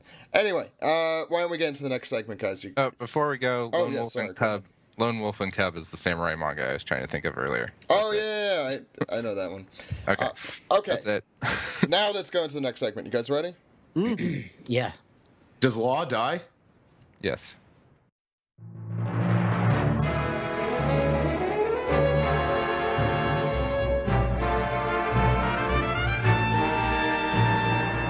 This is the Piece Together segment where we take your questions, comments, and theories and then squash them like the little tontata they are. That was really gruesome and sad. Let's start with this one's from, it says CPM. I'm going to just call him that. Hey, guys, what's up? In regards to One Piece film Strong World, do you guys think that Funimation will eventually re-release the movie with the credits translated over like they did with film Zed? I appreciate that they want to release the movies in an unaltered form as possible, but it would have been nice to actually read the credits so I knew who worked on the movie. I'm going to ask the people who are more familiar with this, Steve and Dude. Well, I think the reason why they didn't is because the credits are over over animation. It was so much easier to do with film Zed because the credits were just over black. That's really easy to edit over. So I think that's why that's the case. But I mean, they're able to do translated opening credits for the anime all the time. Mm-hmm. Yeah. Well, I think because also some raws are provided. I don't know. I'm sure it's a materials issue. We were watching through Voyage 4 of Season 6, and they've gone back instead of just having the original Japanese, the kanji on the screen with subtitles. I think they've got rid of that and just had English captions again. Mm. Does Strong World, did they do after the credits, did they do just like a post credits scroll where it's just black and white? I believe so. Okay, yeah. It could just be like like they looked at it and they were like, oh, we can't buy we don't want to buy the rights to alter the image, because sometimes it's like there's a stipulation in the contract that like you can't alter alter any of the images in the materials, whether it's a manga or an anime. Sometimes that's its own item, so maybe that had something to do with it. I don't know. Next one comes from Andy Yoho, who has his top 5 openings as of late. These, as we said, change a lot. And I do want to remind people to go to we're going to have a survey on the site for your favorite opening, and we'll read those next week. But his top 5 are Hikari A, Toward the Light, Fight Together at 4, Hands Up at 3, Share the World at 2, and Brand New World at 1. So all the worlds at the top. Couple of surprising ones there. Everyone has very different opinions on it. He said, my thoughts on the newest opening, Hard Knock Days. I'll have to let it grow on me, but certainly not the worst. And I actually like Wake Up, even if I'm in the minority. He also says he has a question concerning music in the anime. We have been deprived of classical music in One Piece for quite a while. The last I recall was New World Symphony, he says, during the end of the Luffy versus Crocodile fight. Correct me if I'm wrong. Despite my hopes, I'm skeptical that we'll be getting a classical piece when Luffy beats Doflamingo, but if you could insert a fitting piece of music, what would it be? It does not have to necessarily be classical, but considering the defeat of a warlord, it should be grand in nature. We haven't seen the last fight. I feel like it's hard for me to say, but what do you guys think?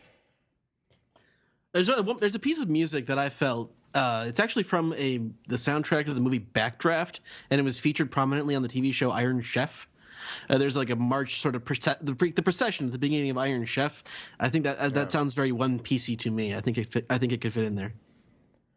I'm a fan of any kind of classical music being in One Piece in general. I think One Piece just caters itself to that, kind of like Looney Tunes did. Not to say that those shows are completely alike, but I think it lends itself well. So the more of that in any capacity, I can't be specific, but yeah. Anyone else have thoughts on that? Dude, you must have some thoughts on that. It depends completely on how like the fight ends. Yeah. So I don't know. That's something that I actually haven't thought about in a long time because I kind of gave up on the anime doing that kind of thing. Since it's been over a decade since Alabasta aired. Jesus. It's literally been It's really been almost 500 episodes. That was like episode 130. Yeah, 126. Let's not date ourselves here. But I think it'd be cool if they went back and did something cool like that again. No, I mean, I wasn't suggesting that particular piece of music for that moment, but I would like, I don't know, that piece of soundtrack sounds very One Piecey. Yeah, I don't know if we could really comment until we read what happens, which is soon. So get back to us, Andy, when it happens. So the next one comes from Duperco. So after seeing the second example of a Clash of Conquerors hockey, Conqueror of the King hockey, I'm starting to wonder why it also requires a Clash of Armaments hockey. We did talk a little bit about this. What do you guys think? It didn't really with Shanks and Whitebeard. We don't know what the hell happened with Shanks. No, but like Shanks made all the dudes pass on Whitebeard's ship. I mean, it seems obvious that it seems obvious to me that they were using Conqueror's hockey. I think the anime just didn't know what to do there. Yeah. No, that's true. I have a kind of hard time completely understanding what it is that happens when the King's hockey like clashes. Like, is that like sort of One Piece's version of like Ki Blast? Like, is it like Ki concentrating and hitting? Because it makes sense when you see two fists that have turned black punching each other, right? But the hockey of the Supreme King or whatever is a lot more abstract. Yeah, it's tough to say. Next question comes from Liam Tasker. Do you think that Jinbei is on Zoe? We know Robin has to get to that poneglyph one way or the other, and since Jinbei is looking for the Straw Hats, it could kill two birds with one stone if he is where the Straw Hats are headed. Maybe the cover story ends with Sanji and company arriving and meeting Jinbei. Also, the new opening is great. I definitely like it more than Wake Up and Hands Up. What do you guys think? It's a cromulent theory. I think it's possible. That island is very nondescript in that cover story. Like, it's just like a bunch of rocks, so it's kind of hard to say if that's gonna be like an iconic looking island. Like, well, that was kind of the twist in Caribou's flashback. Is he's on an island that's owned by Kaido. Mm-hmm. I think it would be cool to do kind of a similar thing here. Why not? Last email comes from Jeff Bolton. When it comes to ability users and mastering their fruits, how do you think they go about doing so? Do you think it comes down to trial and error and creativity to figure out what the finite limits of a fruit can do? I actually thought about this. It's got to take some sort of shonen type training, I think. Yeah. There's got to be some degree of that involved. I often wonder what kind of mental stress having a devil fruit power puts on one's body. Yeah. Okay, thank you for that question, and I think it's about time we do this part of Piece Together. What's it called again, Ed? Piece the Tweet! That was it. It was at the tip of my tongue. That's the one. Ed, what do we have on Twitter? All right, first one comes from Eric Morales, who asks, out of all the boss fights Luffy has been through, which one do you feel had the biggest stakes? Crocodile? God, man. I don't know. Maybe Lucci. Yeah. I'm going to have to... The biggest stakes. That depends on if you're talking on a worldwide level versus a personal level.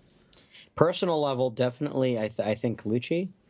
There's a lot at stake there. Because the war, that wasn't really so much a one-on-one fight, as it wasn't a boss battle, as it was just sort of a war going on. No, I'd say Lucci was pretty important. Yeah, versus Lucci, if Luffy had lost, the crew would have been stranded, would have been dead, Robin would have been taken away. There's a lot at stake there. As far as worldwide stakes go, honestly, I think Eneru, maybe. Eneru. I miss that guy. I don't know, but in retrospective, really, like Eneru, the biggest. Well, yeah, like he would have killed a lot of people, living on Skypiea. But really, like it's not like Eneru was going to take over the world or anything. He was just going to go up to the moon. So I don't know. I think it's. Now that I think about it, it's between Eneru and Lucci. I think because I think if Lucci defeated him, Lucci just would have went after the Straw Hats, and it could all have been impelled down or all executed at this point.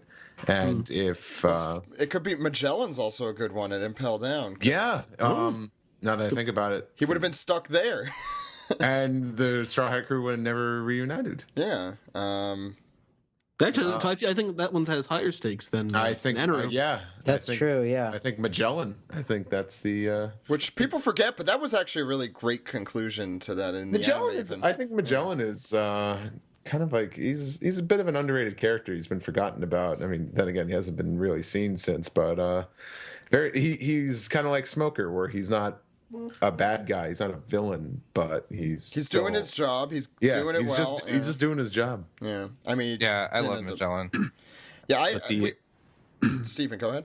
The biggest stakes were, I think that was when Luffy fought that giant boar on Amazon Lily. He had some really big stakes. That's true. That. Hey. Stephen, master of puns, strikes again. Ed, what's the next question?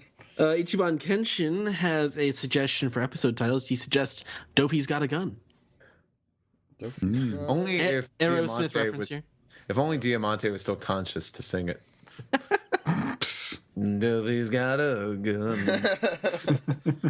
I'm just imagining Diamante coming in there all bloodied up, snapping and doing that whole thing. I don't know. I kind of like that song until someone told me what it was actually about.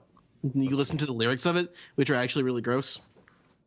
Not even going to ask. Please don't tell me the term gun is some sort of euphemism. No, it's a song about child abuse. Oh. Anyway, I didn't want to know the answer to that. Ed, what's the next one? Next question is from Speedy DE, who asks, do you think Sabo will save Law and Luffy from the fire Treble caused by absorbing the fire with his flame powers? Possible. Yeah, I've always been kind of unclear about that, about how can the flame power extinguish pre-existing fires? I don't see why it wouldn't be able to do that. That would be probably one of the most unexpected and coolest ways to get out of this, because as Steve said, we're getting a little bit, okay, Law's dead, we get it. So if Sabo stepped in there. But I don't know if Sabo's stepping in at this point. I don't know if I really want that. I just want Luffy to do this and get it over with. He's been on his way to the fight for like 3 or 4 chapters now, right? Well, he's been on his way to wherever Koala is. Which is in the palace, in the lower level of the palace. Yeah, so we're not really sure where he's going per se. I doubt he's there yet. As you recall, Dressrosa is a large place. We've established that the flame fruit user can basically, fly. Our next question comes from Danny Newman, who asks, if Trouble isn't a Logia, how was he unhurt when Usopp fought him? Yeah, we talked about that. Yeah, could that be a mistake on the anime's part? Well, I think that was in the manga. I could double check. It was in the manga, yeah. Okay, I'll trust dude. I won't check. We should check on that eventually. I'll check now. Okay, fine. Go to the next question while I... Steve Woodbury asks, do you think Treble's shackles are made of boogers too? Did we see? I should probably have the chapter up now. I don't. I don't think so. I was kind of curious about that. Were they present or were they just off panel in that last? That's the thing I'm most curious about with Treble at this point. Yeah, now that you mention it, it's kind of crazy that we got that flashback stuff like about the origins of them all getting together, but we still haven't seen why Treble has the.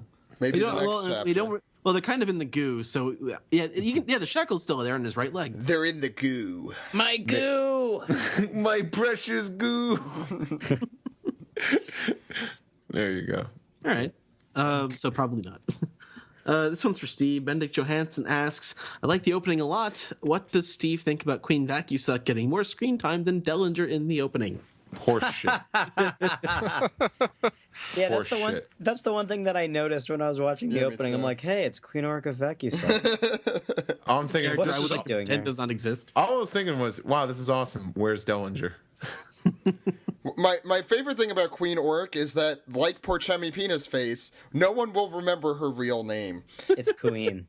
Stop it. Don't tell people that. Stop it. Stop it. Go to the next one, Ed. All right, our final question comes from Stacy Chen, who asks, what do you think should become of Dofi after his defeat? Should the decision be left to the Kingdom, Marines, Law, or other? I want him to be dead. I know that's not going to happen. Just saying, I would like that.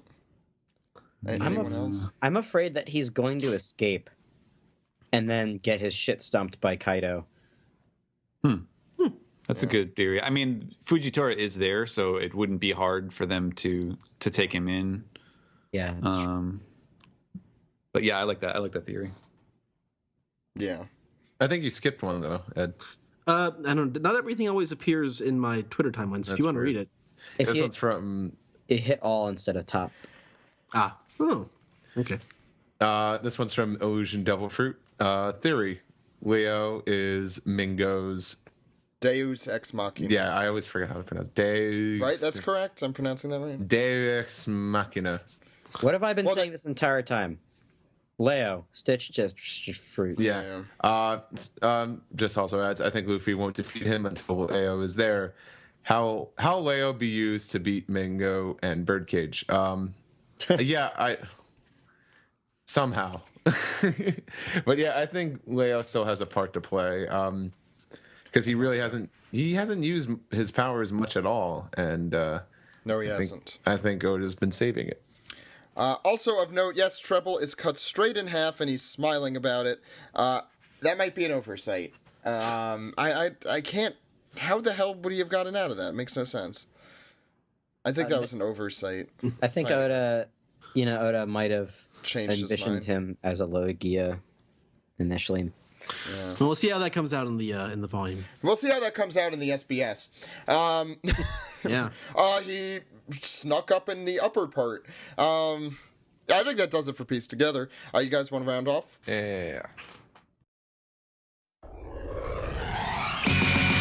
世界中の海を股にかけてゆく雄たけび上げて心が晴れたら出発の合図を響かせゆこう This has been the One Piece Podcast, episode 363 for April 6, 2015. Thank you all for coming on the show this week. Yeah, there's no real reminders, so why don't we just go through what everyone's been up to or is up to now. Joey, where can people find you? What have you been doing? Yeah, I'm finishing up the next Mermin book. Mermin's book. Mermin books 1 through 3 are available now, and look for book 4 this fall. You can follow me on Twitter, Joey Weiser, and I have a new Tumblr that's just for my non-daily Dragon Ball stuff that you can start following if you want to see.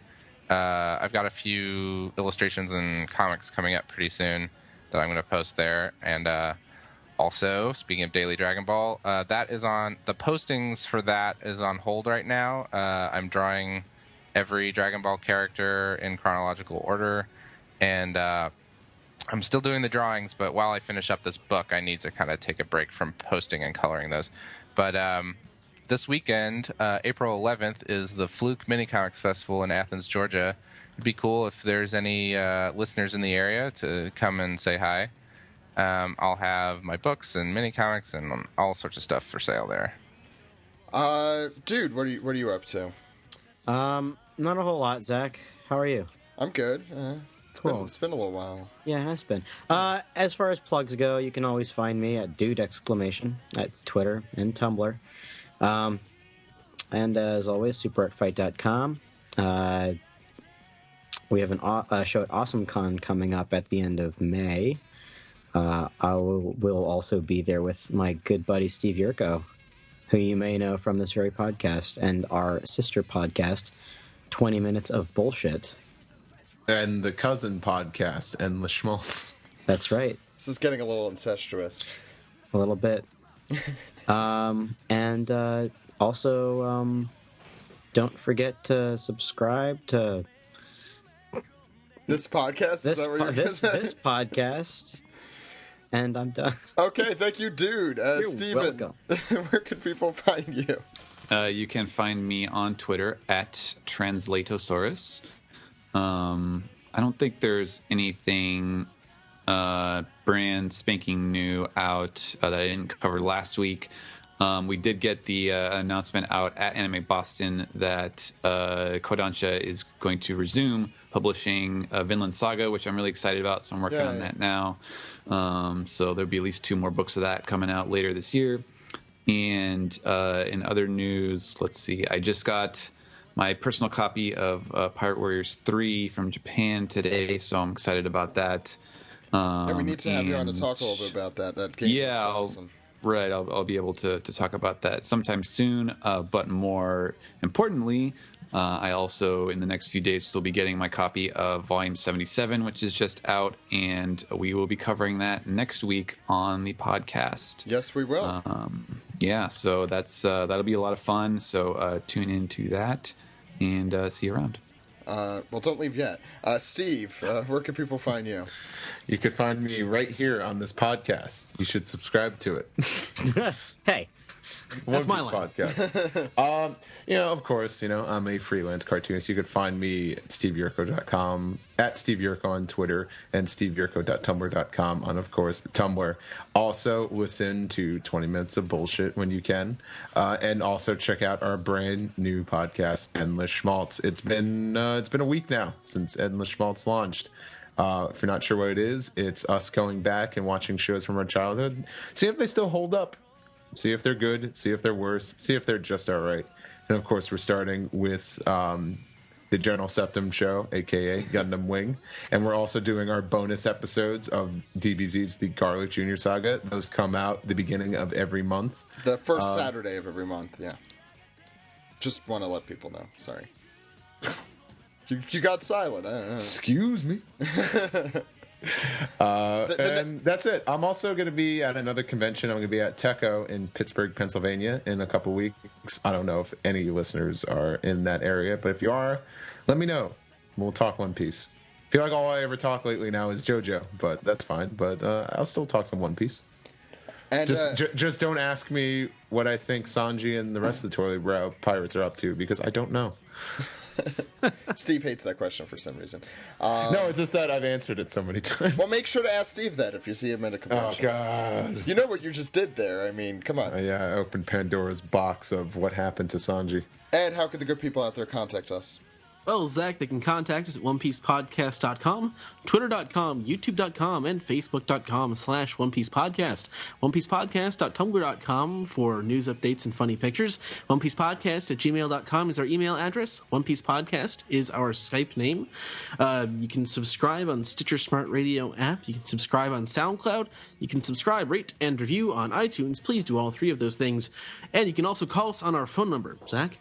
I believe that phone number is 347-497-MAGI. That phone number again is 347-497-6254. Call anytime. With your questions, comments, theories, and reasons why you should not squish little tontatas. This is not cool, guys. So thank you all for coming on the show. Really good episode this week. Next week, as Steven mentioned, we'll be going through volume 77, and it's always fun to go through the new volumes with you, Steven. We'll have screen caps and everything for those who download the AAC version of the podcast, so I'm sure you guys will enjoy that. We'll also have a recap of chapter 783, an anime recap for episode 688, and a double Toonami recap since this week was so intense with opening 18 and everything. Check that all out. One final thing, make sure in the description there's going to be a little survey. What's your favorite opening? You get to choose one. Pick your favorite opening, and we'll see what you guys think out there, if it matches up at all to what we thought. So, without further ado, my name is Zach. My name is Ed. And my name is Steve. We'll see you next week, everyone. Goodbye. Goodbye. Bye. And my name's Columbo.